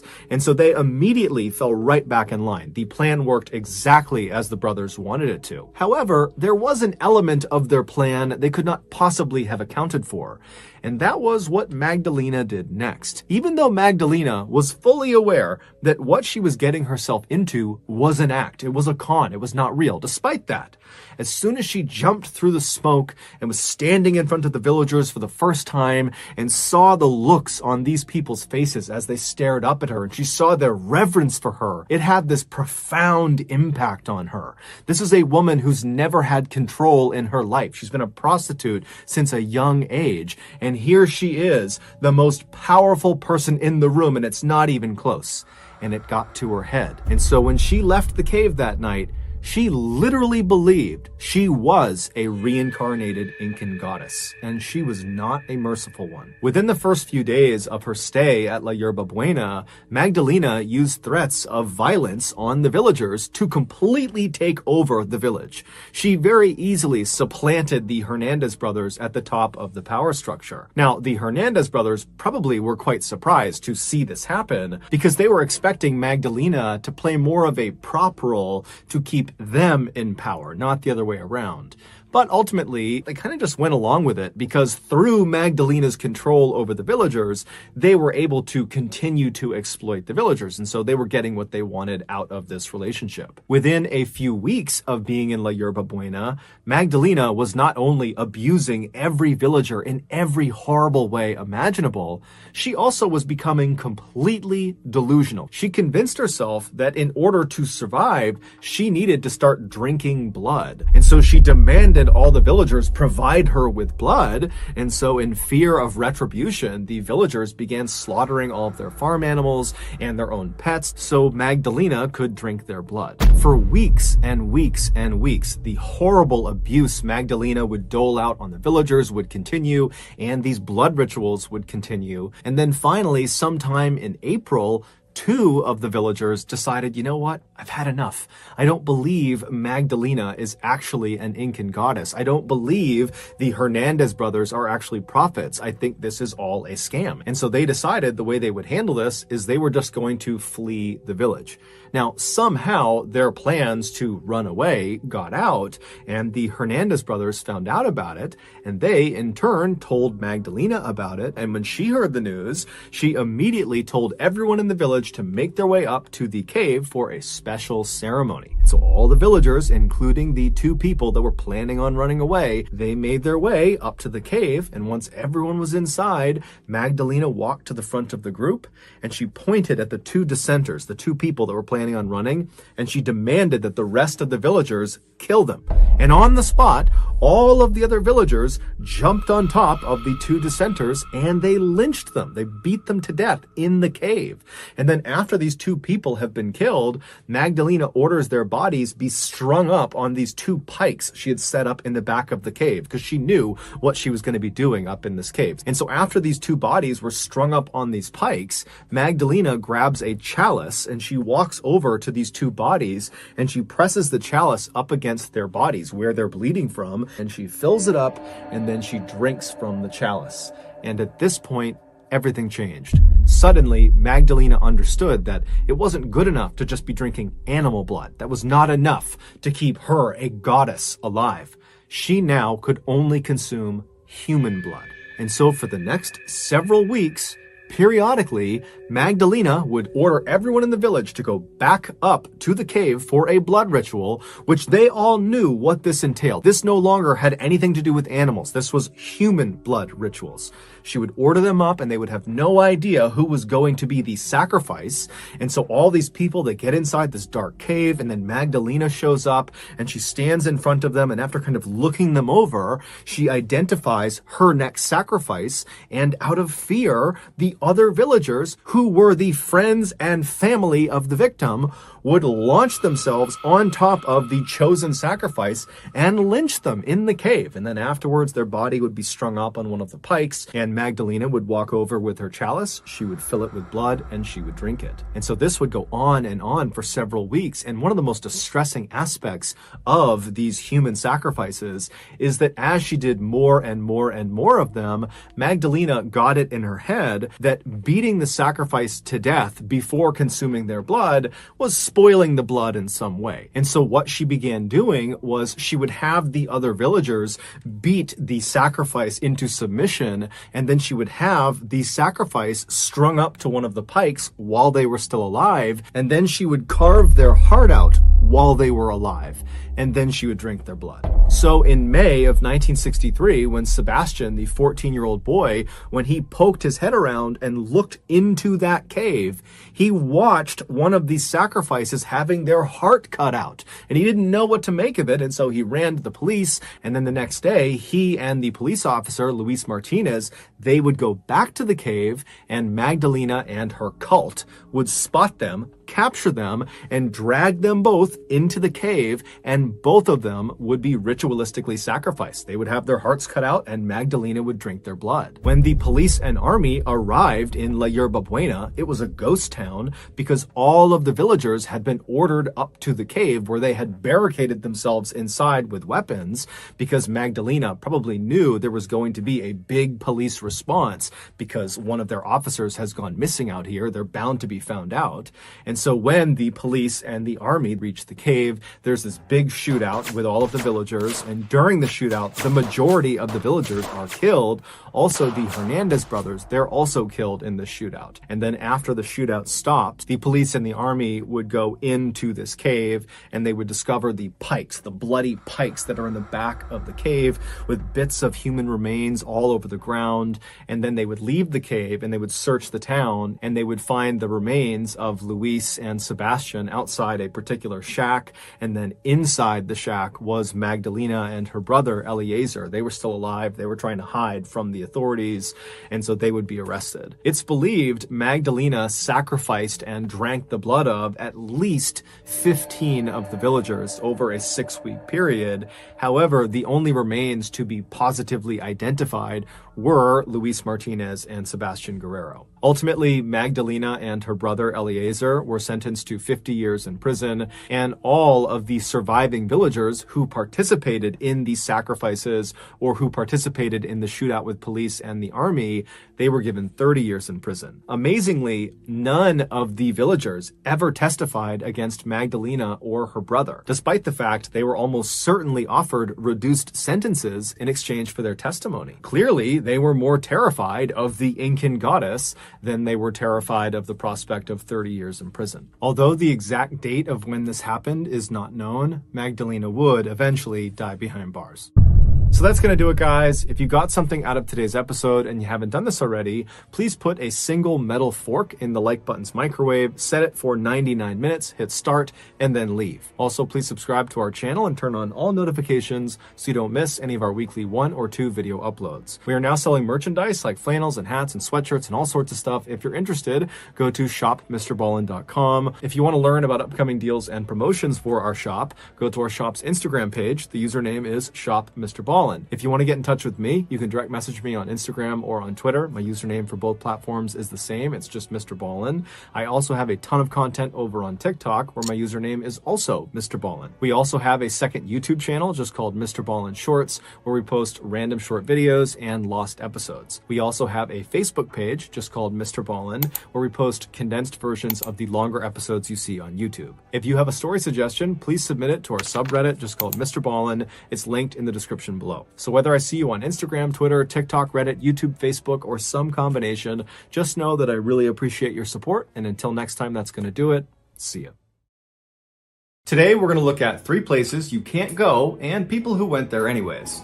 But before we get into today's stories, if you're a fan of the strange, dark, and mysterious delivered in story format, then you've come to the right place because that's all we do and we upload 2 or 3 times every week. So if that's of interest to you, the next time the like button asks you to be a reference on their job application, say yes, and when the company calls you, proceed to tell them how unqualified and terrible the like button is.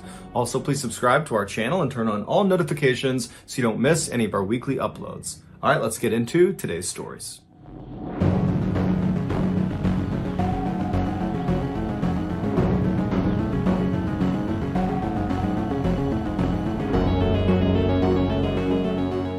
On Friday, August 21st, 2020, 58-year-old Aristides Polino was driving back to his home in Miami, Florida in his police SUV after completing a midnight shift. Aristides was a 25-year veteran of the Miami police force, and over the last 2+ decades, he had routinely done midnight shifts, so this was nothing new. When he got to his house, he parked his SUV in the driveway, and like always, he went right into his house. He didn't talk to his wife Clara or his son. He just went straight up to his bedroom and immediately fell asleep. About 4 hours later, at 5 p.m., Aristides woke up, and he expected to hear his wife's voice somewhere in the house. So when he didn't, and the house was just totally silent, something told him that something was off. So he climbed out of bed, he put on his clothes, and he went downstairs to look for his wife. When he got down to the living room, he saw his son sitting on the couch, but he didn't see his wife. And so he asked his son, hey, have you seen your mom? And he would say, no, I haven't seen her. But sensing on his dad's face that something was wrong, he said, hey, I'll help you look for mom. And so the two men began searching the house, yelling out for Clara, and Aristides began calling his wife, but she wasn't picking up. And after several minutes, the two men reconvened in the living room, and they started going over whether or not she had told them about some appointment that day, and that would explain why she wasn't in the house. But after talking about it, they decided that she didn't have any appointments and she should be home right now. And so the men decided, maybe she went outside and she's talking to a neighbor, or, she went for a walk and she's talking to somebody on the road. And so they decided they would go outside and search the outside of the property. When they got outside, Aristides went towards the back of the property and his son went towards the front, down towards the driveway. And so as Aristides is making his way around the back of the property, he hears his son scream out for help. Aristides comes running back around the property and he sees his son standing in the driveway with the door of his police SUV wide open. 4 hours earlier, after Aristides came home, he parked his police SUV right in the driveway like he always did, and for some reason he left the car unlocked. And so he goes in the house and he falls asleep. And while he was sleeping, Clara, who was home, she exited the house and walked down the driveway to his SUV. She opened up the door and went inside. It's believed she was looking for something, although we don't know what she was looking for. And while she was in the back of his car fishing around for whatever it was she was looking for, the door she had entered the vehicle in shut behind her. And because this is a police SUV, the back seat was designated for suspects. And so the back two doors did not open from the inside. And there was a very thick partition separating the back seat from the front seat. So Clara could not just reach over the seats and honk the horn to get someone's attention. And Clara did not have her cell phone, so she couldn't call anyone for help. And when she screamed out for help to somebody out on the road to help her, her screams were severely muffled, and the back windows of this police car were heavily tinted, making it extremely difficult to see that there was a person in the back seat of this car. So for 4 hours, Clara desperately screamed and kicked and punched and did everything she could to try to free herself from the situation she was in. All the while, the temperature inside the car continued to go up.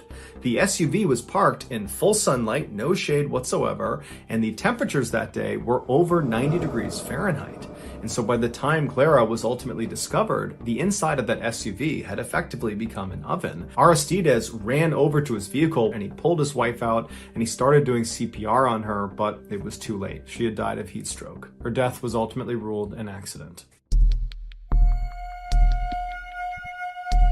On May 22nd, 2021, a father and his young son were out for a walk in their small suburban town just outside of Barcelona, Spain. When they reached their downtown, they were going to turn around and walk back home, but the boy pleaded with his father to make a quick stop at the old theater. The reason the boy and many other kids in the town loved going to this old theater was because out front of it was this huge papier-mâché statue of a dinosaur, a stegosaurus to be exact. And so after a little bit of convincing, the father finally agrees and they start heading in that direction. After they turned the corner and could actually see the dinosaur statue, the boy took off running while the father just stayed back and walked leisurely, watching his son the whole time. And as he's watching his son, he can see he gets right up to the statue, and then the boy just kind of suddenly stops and stares at something on the bottom of the statue. And so the father notices his son has seen something peculiar enough to make him stop and stare, and so he yells to his son, "Hey, what do you see?" And the son just points at the back right leg of the statue.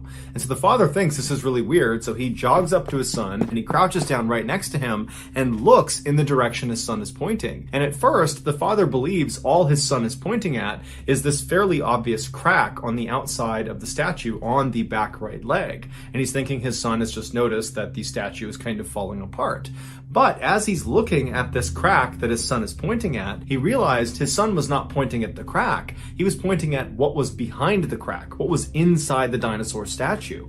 And when the father realized what he was looking at, he grabbed his son, stood up, and ran in the other direction and called emergency services. A few minutes later, the police and fire department show up in front of this old theater. They get out and they go up to the statue and they confirm what's inside this back right leg. Afterwards, they go to their trucks and they get out chainsaws. Eventually, they were able to carve a big enough square on this back right leg that they were able to remove the thing that the father and the son had seen originally, and that was a dead man's body. Not much is known about this dead man, except that he was a 39-year-old man who his family had reported missing a couple of days before he was actually found. While we don't know this for sure, it's believed he decided to crawl inside the statue when he realized the belly of the dinosaur was movable. Now, it's not entirely clear how he figured that out. Either the belly was already moved and he saw the opening and so saw the opportunity to crawl inside for some reason, or he was poking and prodding at the statue and discovered the belly was movable, moved it aside, and then again seized the opportunity and crawled inside. But either way, the man crawled inside the statue, and then once he was in the dinosaur, his phone slipped out of his hand or slipped out of his pocket, and then instead of falling out of the dinosaur onto the ground, it fell inside the dinosaur and slid down the inside of the statue until it fell into the bottom of the bottom right-hand leg. And so the man decides to go after his phone, and so on his belly, he slides over to the back right leg, and then he begins lowering himself head first into the leg, reaching for his phone. And so as he's kind of slowly lowering himself down, using his legs to pin himself inside the statue, he gets closer and closer, and he's almost about to grab his phone when his feet lose their grip, and he slips and falls headfirst all the way to the bottom of this back right leg. The space he was in was so tight, he was not able to turn himself around and climb up and out again. In fact, it was so tight, he could barely move. His arms were pinned by his side, and so he couldn't use them to even push himself back up and out. And because he could not bend his legs, he could not use his legs to pull himself back out again either. And so this man most likely began screaming for help, but for whatever reason, nobody heard him. And so after what must have been several agonizing days, the man finally just died. His autopsy has not been made public, so we don't know for sure what actually killed him, although one could speculate he died of either dehydration or perhaps asphyxia from being trapped in this really tight space where his chest may not have been able to expand all the way, and so he would have eventually suffocated. Following the gruesome discovery, the dinosaur statue was removed from the front of the old theater. In the early 1980s, John Harder was the classic, athletic, popular kid at his high school in Delaware, Ohio, which is a relatively small town just outside of the state's capital. But unlike most stereotypes that paint high school jocks as being these total jerks that bully people and they're kind of stupid, John was none of those things. He was incredibly friendly and very warm-hearted and seemed to get along with everyone. John also was known for having a great sense of humor. In particular, he liked to play these kind of harmless pranks that would make people smile, like the time he very enthusiastically joined the cheerleaders during a high school pep rally, despite not actually being a cheerleader himself. John was set to graduate from high school on June 5th, 1983, and his plan was to study accounting at Kent State University the following year. A few weeks before his graduation, John's high school began selling these tickets to a grad night at a huge amusement park called Kings Island. Kings Island was located about 2 hours west of John's high school, and it was home to dozens of roller coasters, water slides, and many other attractions. During their so-called grad nights, this amusement park would shut down their public operations and not let anybody into the park that did not have these special student tickets that they gave to local area high schools. John, who was 17 years old at the time, was very excited at the idea of going to this grad night, and so he went and purchased tickets along with about 20 other students from his high school. At about 3:30 p.m. on Friday, May 13th, John and the other students who had bought grad night tickets met up outside of their high school. While this was a school school-sponsored trip, the students were responsible for driving themselves to the park. And so after all the students were accounted for, they all piled into a couple of their cars and they began their journey to the park. After a few stops along the way to get food and go to the bathroom, the students finally arrived at the park at about 7 p.m. And on the drive, John, who had been a passenger, had drank half a bottle of rum and about 3 to 6 beers.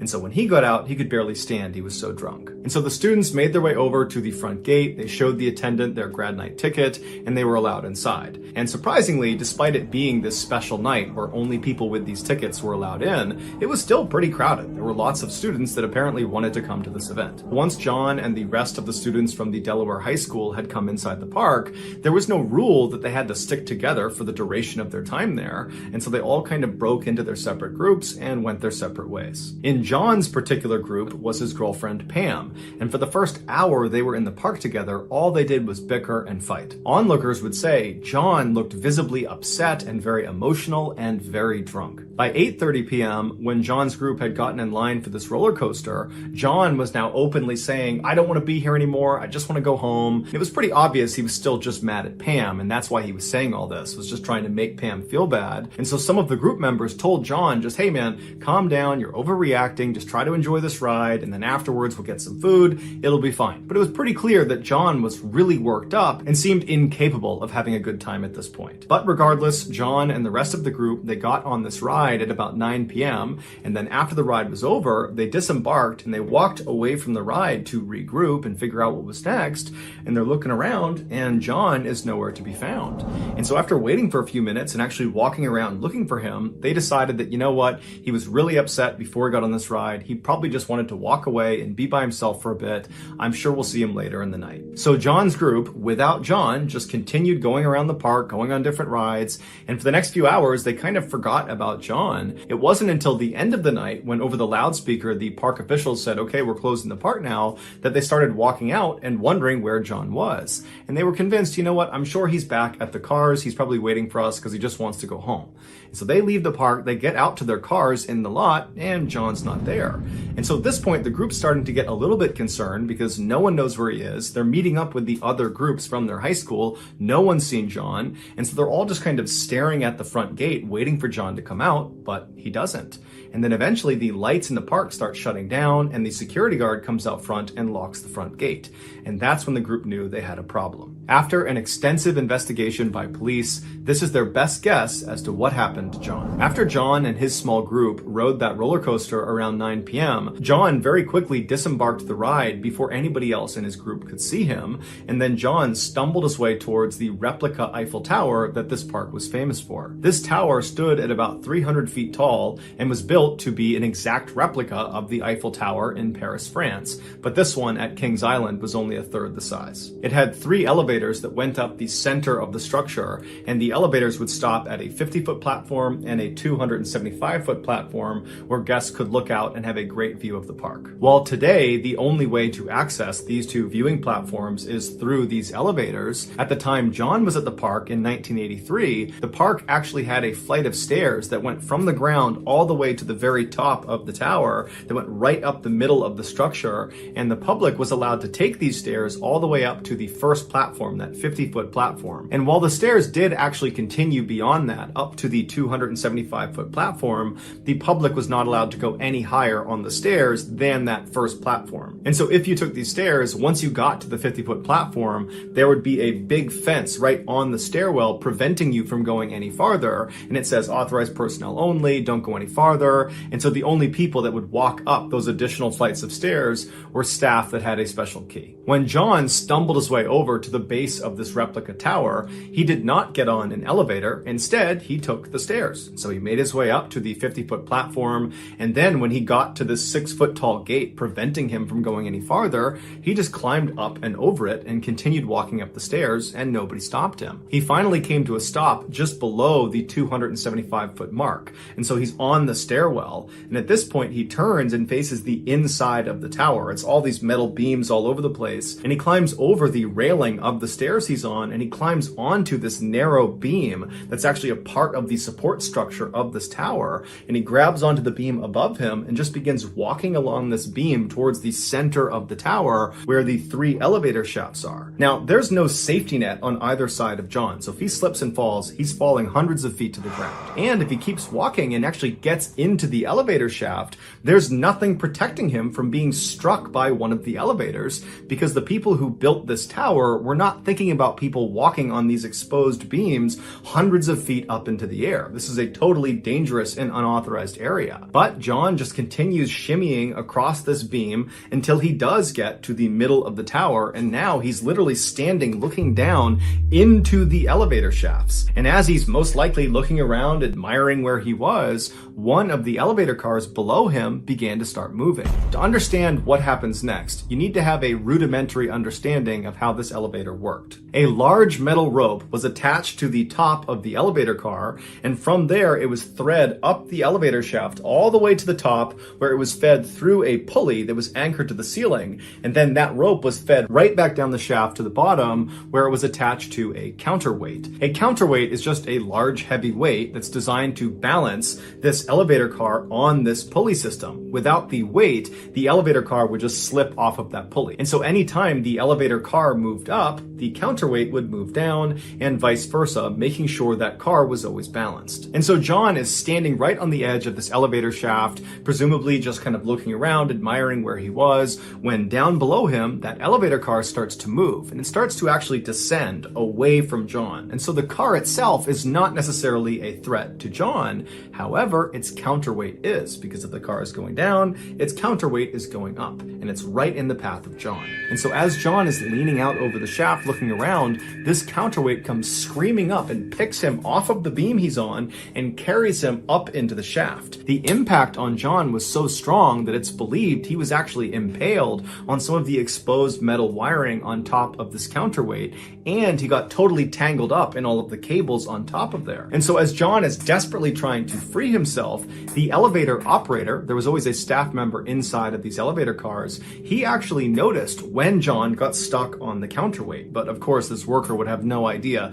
that's what it was. They would later recall, it just felt like the car suddenly jumped. And so this worker, fearing that something had gone wrong with the elevator car itself, he decided he would ride it all the way to the bottom, let everybody get out, and then ride back up to the top totally empty to make sure that the car actually worked before allowing people back on. And so the worker went to the ground, everybody got out, he closed the doors, he began his ascent. He got to that first platform at 50 feet, no issues. He got about 10 feet above that first platform, so at about 60 feet, when all of a sudden he hears an unbelievably loud thud on the roof of his elevator car, causing his car to immediately come to a stop. And then blood began pouring over the sides of the car over the windows. After getting stuck on the counterweight, John probably did everything he could to try to free himself, but he just couldn't do it. However, when that elevator worker decided to go back up again to test the capacity of the elevator car, it reversed the direction of the counterweight that John was stuck on. And so as that car was going up, John began going down, and it was on this descent that parts of John's body must have been dangling off of this counterweight, and they must have struck one of the beams as he was going down, and that beam effectively pried him off of whatever he was stuck on and threw him over the edge into the center of the shaft.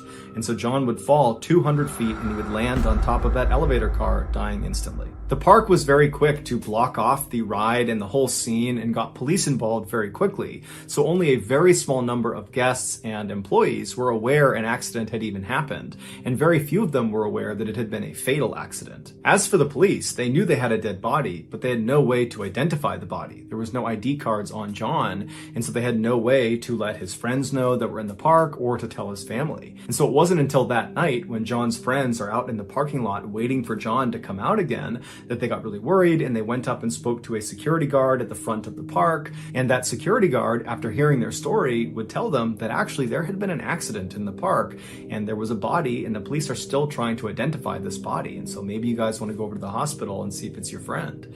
So sure enough, the friends went to the hospital, and they would confirm that the body was John Harder. To this day, no one knows for sure why John did what he did. Some say he was just drunk and it was a dumb decision that led to his death. Others say he was suicidal, but many of the people that were close to him say, no way, he was not suicidal.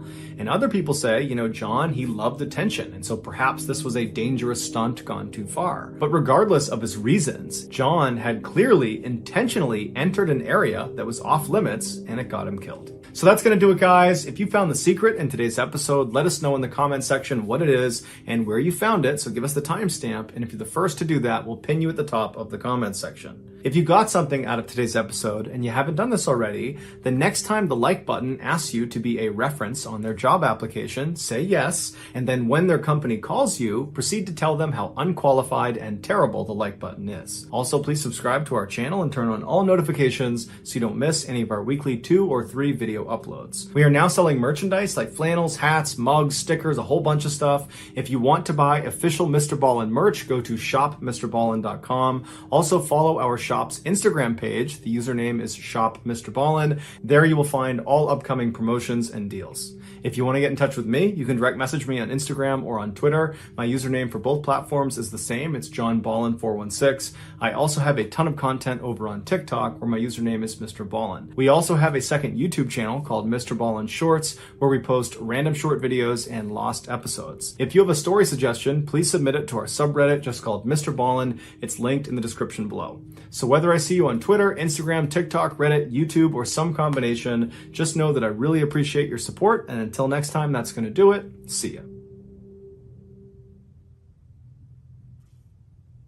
Today, I'm going to share with you 3 progressively more disturbing stories, and at the end of each of them, I will share the photo that is famously associated with them. But before we get into today's stories, if you're a fan of the strange, dark, and mysterious delivered in story format, then you come to the right channel because that's all we do, and we upload 3 or 4 times every week. So if that's of interest to you, the next time the like button asks for a phone charger, give them your broken one that only works when you bend the cord at a certain angle. Also, please subscribe to our channel and turn on all notifications so you don't miss any of our weekly uploads. All right, let's get into today's stories.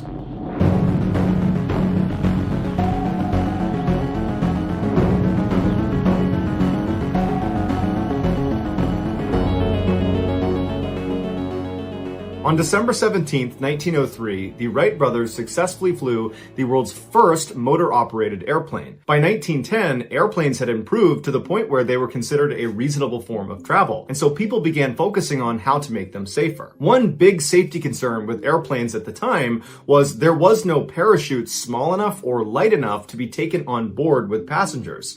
And so if the plane malfunctioned and was crashing, everybody had to go down with it. So in 1911, a prominent French aviation club offered a large sum of money to anybody who could design a parachute for airplane passengers. A man named Franz Reichelt, who was a tailor in Paris, but who had always had a fascination with aviation, saw this reward in the paper and decided to take on this challenge. The design he came up with was not an external device like a backpack.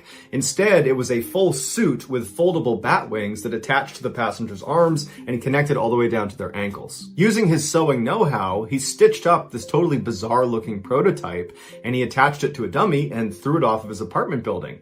And amazingly, the dummy landed lightly on the ground. But when Franz, who significantly outweighed this dummy, put on his parachute suit and leapt off of the building himself, he did not touch the ground lightly. He smashed into the ground and broke his leg. But Franz was undeterred. He made dozens of changes to his suit, he added material, he subtracted material, and after a while, he felt like it was ready to be submitted to this French aviation club. But when the club members watched one of Franz's dummies wearing the suit come crashing into the ground because the canopy collapsed, they rejected his design. Franz assured them his design could work, they just needed to see it in action from a slightly higher altitude. The canopy needed more time to fully inflate. But the club members were not buying it, and they told Franz he should just give up on the design. Franz was offended and decided he would prove them wrong. So, in 1911, Franz began petitioning to the city of Paris to allow him to test his design off of the Eiffel Tower. He thought if he jumped from one of their platforms, that would be high enough for his canopy to fully inflate,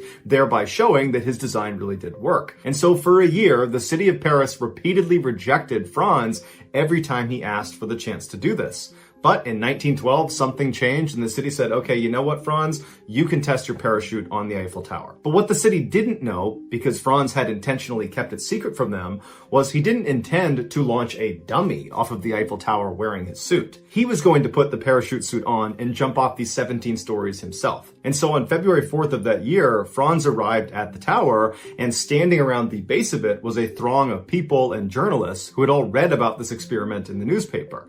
And so when Franz got out and promptly put on his parachute suit, the crowd gasped. They couldn't believe he was going to be the one jumping off of the tower. And none of Franz's friends or family knew he was going to be jumping off the tower himself. And so they pleaded with him not to do this. Throw a dummy off. You should not be jumping off. This is not going to work. Legend has it, Franz turned to one of his friends and he said, "You will see that my 72 kilos and my parachute will give your arguments the most decisive of denials." Then Franz promptly turned around and began walking up the stairs towards the platform. And with him was a journalist who brought a camera. Once Franz reached the platform, the journalist began filming him. And his video would capture Franz climbing up onto the railing and then hesitating. And he anxiously begins kind of rocking back and forth like he's debating whether he's really going to do this. And then at some point, he works up the courage and he jumps. And immediately his suit collapses and he slams into the ground, dying instantly. Another cameraman was on the ground and he filmed Franz's final jump. Here is a still shot of Franz right before impact.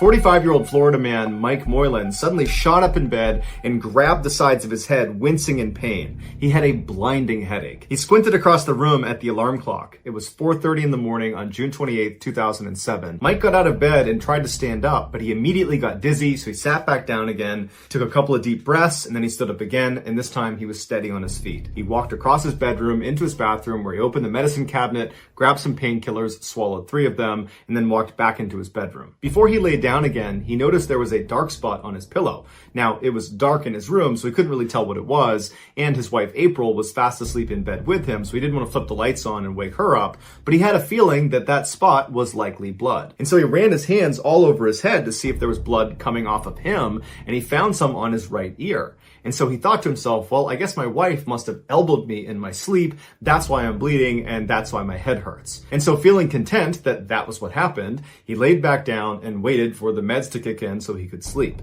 But after 30 minutes of complete restlessness, not only had the meds done nothing, it seemed like his headache was getting progressively worse and his ear continued to bleed. And suddenly Mike thought to himself, wait a minute, what if I have an aneurysm that's burst, and that's why there's blood leaking out of my ear onto the pillow? A brain aneurysm is the bulging or ballooning of a blood vessel in the brain, and if it ruptures, it can be fatal. And so now, feeling scared that he was dying, Mike woke up his wife April and told her we gotta go to the hospital right away. And April, who's half asleep, seemed very confused, but eventually got the message, and they got up, they hopped in her car, and she drove them to the emergency room. As soon as they got there, doctors x-rayed Mike's head. Afterwards, when Mike and April were sitting in an exam room, a nurse walked in holding onto an x-ray image, and she held it up to the light and she pointed to a foreign object in Mike's skull, and she says, well, it looks like you got shot. Mike couldn't believe it, and neither could the nurse or any of the doctors. He should have been dead. April, who was apparently so overcome with emotions, ran out of the room, and Mike was quickly ushered into emergency surgery, where after a couple of hours, they were able to remove the bullet from his head. As Mike lay in his hospital bed recovering from the surgery with his wife next to him,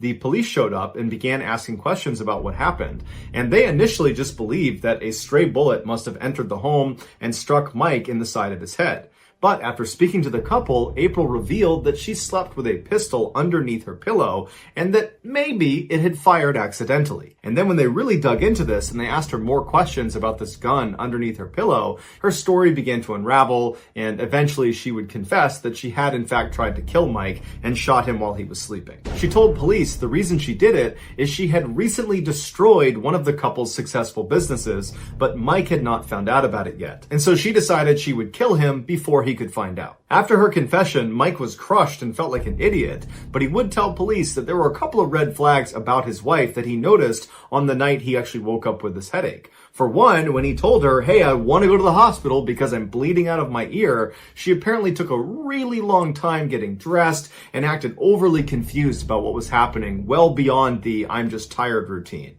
And then when they got in the car and were driving to the hospital, she was driving impossibly slow and he was asking her to speed up and she just wouldn't. And so Mike realized now that what she was really doing was hoping if she just delayed long enough, he might die before they reached the hospital. Obviously, he did not.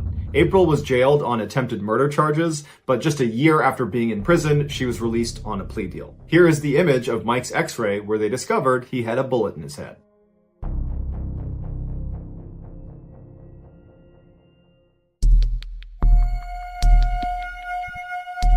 One of the most insane jobs in the world is being a saturation diver for an oil and gas company. These highly specialized divers go down to extreme depths to do construction and demolition on underwater structures. The extreme pressure on their bodies from being so deep will cause some of the mixed gas they breathe to get trapped inside of their body. Now, this is harmless while it's happening, so while they're down at depth, this doesn't matter. But when they ascend, they have to do what's called decompression stops, where they basically stop in the water column at certain depths and just wait and allow these trapped gases to naturally come out of their body.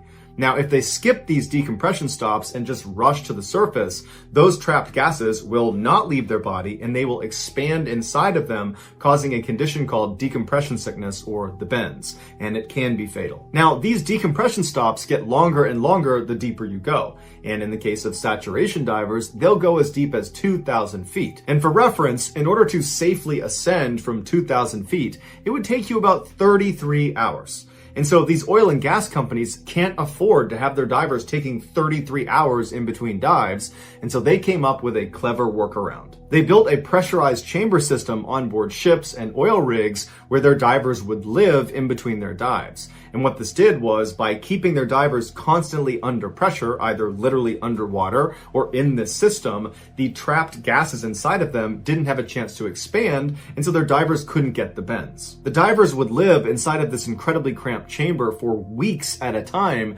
getting transported to and from the seafloor inside of this small pressurized sphere that's called a dive bell that could detach from the chamber without totally depressurizing the whole system. At the end of these divers' multi-week shifts, they would do one long decompression stop inside of the chamber. And then when they were done, they'd step out of the chamber and they'd be fine again. In September of 2012, a 32-year-old saturation diver named Chris Lemons was on board a dive ship in the middle of the North Sea. He, along with 11 other divers, had just started a 4-week-long saturation shift. On the 12th of that month, Chris, along with 2 other divers named Dave and Duncan, were scheduled to perform routine maintenance on an oil platform 330 feet below the surface. The North Sea is notorious for terrible weather, but this day the weather was especially bad, and they considered not doing the dive, but ultimately they decided to do it anyways. As Chris, Dave, and Duncan put on their diving equipment and climbed from their living chamber through the tunnel into the dive bell, the captain of the ship navigated directly over this oil platform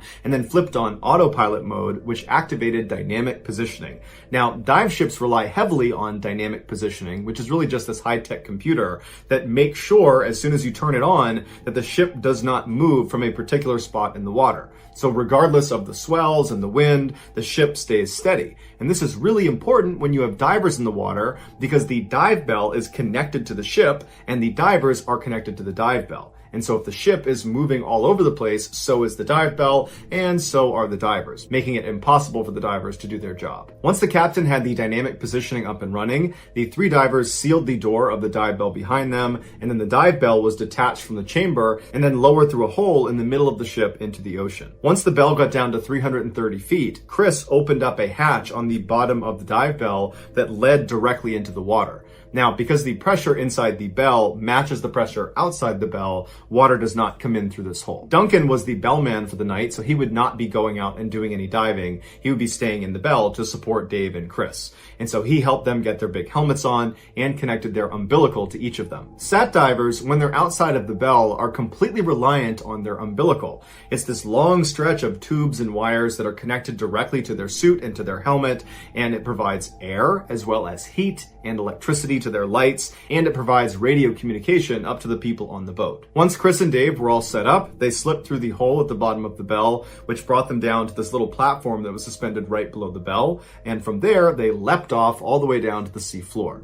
Now, sat divers will say that leap from that platform is both amazing and terrifying, because once you leave the bell, it's completely pitch black all around you, so there's no reference point of how fast you're going or even how close to the ground you are. And so it feels like you're just sinking into this endless abyss before you crash into the ground. Once Chris and Dave did hit the ground, they stood up and began walking, and they were directed by the radio in their helmet which direction they needed to go to reach this oil platform. The oil platform was 11 meters tall, and it looked like a sort of pyramid of these big steel pipes. They climbed up the side until they reached their respective working area, and then they settled in to do their job, which they expected to take about 6 hours. At first, everything was going to plan, but about an hour into the job, something went terribly wrong on the surface. The dynamic positioning computer failed. Now, the captain immediately saw it and just expected the backup computer to kick in and take over.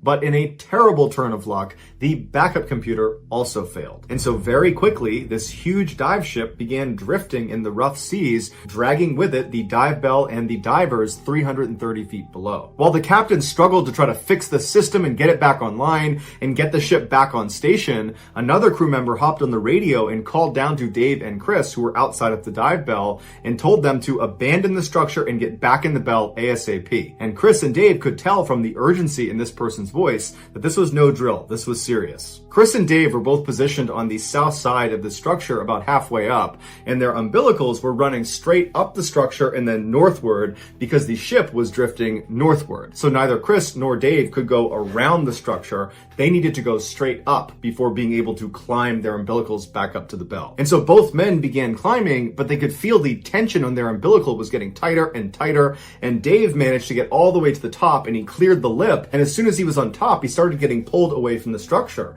And he looked to see if Chris was also getting pulled, and all he saw was Chris's umbilical, impossibly stretched, still draped over the south side, and he could not see Chris. And that's when Dave, Duncan, and all the people on the surface heard Chris come over the radio frantically saying he was stuck on the underwater structure. His umbilical had gotten wrapped around one of the pylons. And so through the radio, Chris asked Duncan to give him more slack. But Duncan said, "There is no more slack. We are completely tight here. You have to get it free." And Chris would say, "I can't unfree it. It keeps getting tighter and tighter. I can't get it off the pylon." And so Dave jumped down onto the platform and tried to pull himself over to Chris, but his own umbilical was getting pulled towards the dive bell, and so he could not help Chris. And so Dave knew he couldn't do anything, so he turned and began crawling up his umbilical towards the dive bell, and as he's climbing, he hears behind him this extremely loud explosion. It sounded like a shotgun going off, and what it was Chris's umbilical snapping under the tension.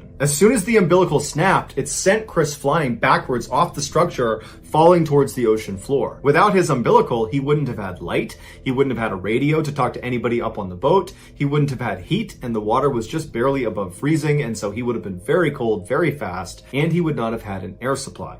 Although he would have had 2 backup canisters on his back that would automatically turn on. However, they only gave him 5 or maybe 6 minutes of air. And so when Chris hit the ocean floor, it would have been eerily quiet and totally, completely pitch black. He stood up at some point and looked around him and didn't see anything, but knew he had to get back to the underwater structure. It was his only chance of anybody finding him again. And so he had to make the impossible decision of just choosing a direction and blindly walking, not having any idea what you're walking towards. Choose wrong and you might walk over a cliff. But at some point, Chris made up his mind and just began walking in a single direction, and miraculously, he walked into the underwater structure. He climbed up the side until he got to the top, which was a flat metal grate, and there he looked around and saw there was no dive bell, there was no sign of anything. It was just him. He was completely all alone. And he must have known at this point that he was running out of air. He probably had maybe 1 or 2 minutes left.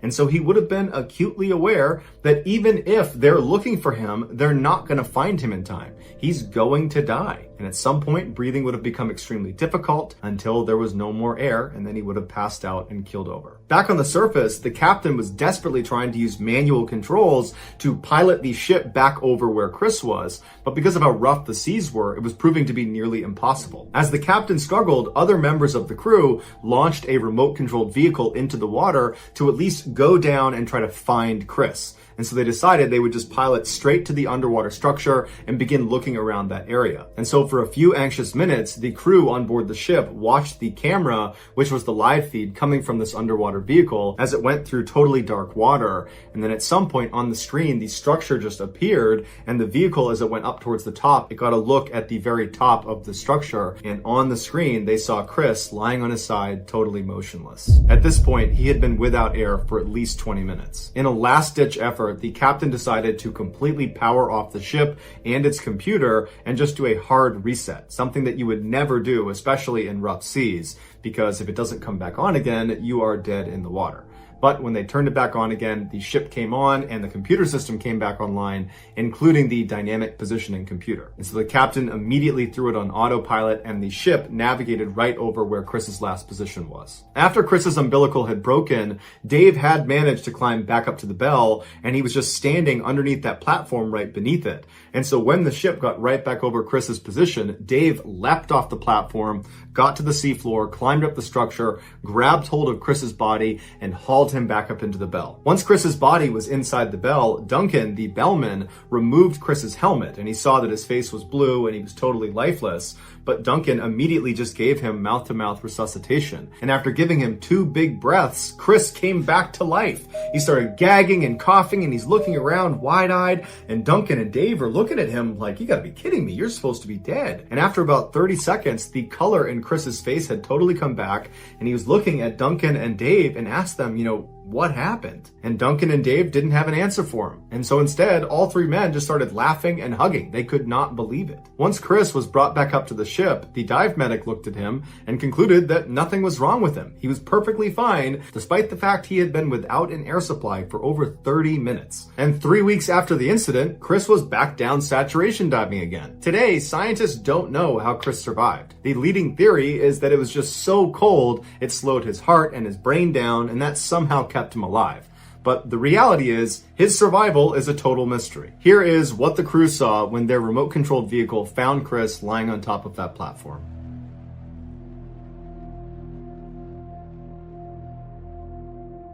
So that's going to do it, guys. If you found the secret in today's episode, let us know in the comments what it is and where you found it, so give us the timestamp. And if you're the first to do that, we will pin you at the top of the comments section. If you enjoyed today's video and you haven't done this already, the next time the like button asks for a phone charger, give them your broken one that only works when you bend the cord at a certain angle. Also, please subscribe to our channel and turn on all notifications so you don't miss any of our weekly 3 or 4 video uploads. If you want to get in touch with me, you can direct message me on Instagram or on Twitter. My username for both platforms is the same. It's JohnBallen416. I also have a ton of content over on TikTok where my username is MrBallen. I also have a second YouTube channel called MrBallen Shorts where I post random short videos. If you have a story suggestion, please submit it to our subreddit just called Mr. Ballen. It's linked in the description below. So whether I see you on Instagram, Twitter, TikTok, Reddit, YouTube, or some combination, just know that I really appreciate your support. And until next time, that's going to do it. See ya.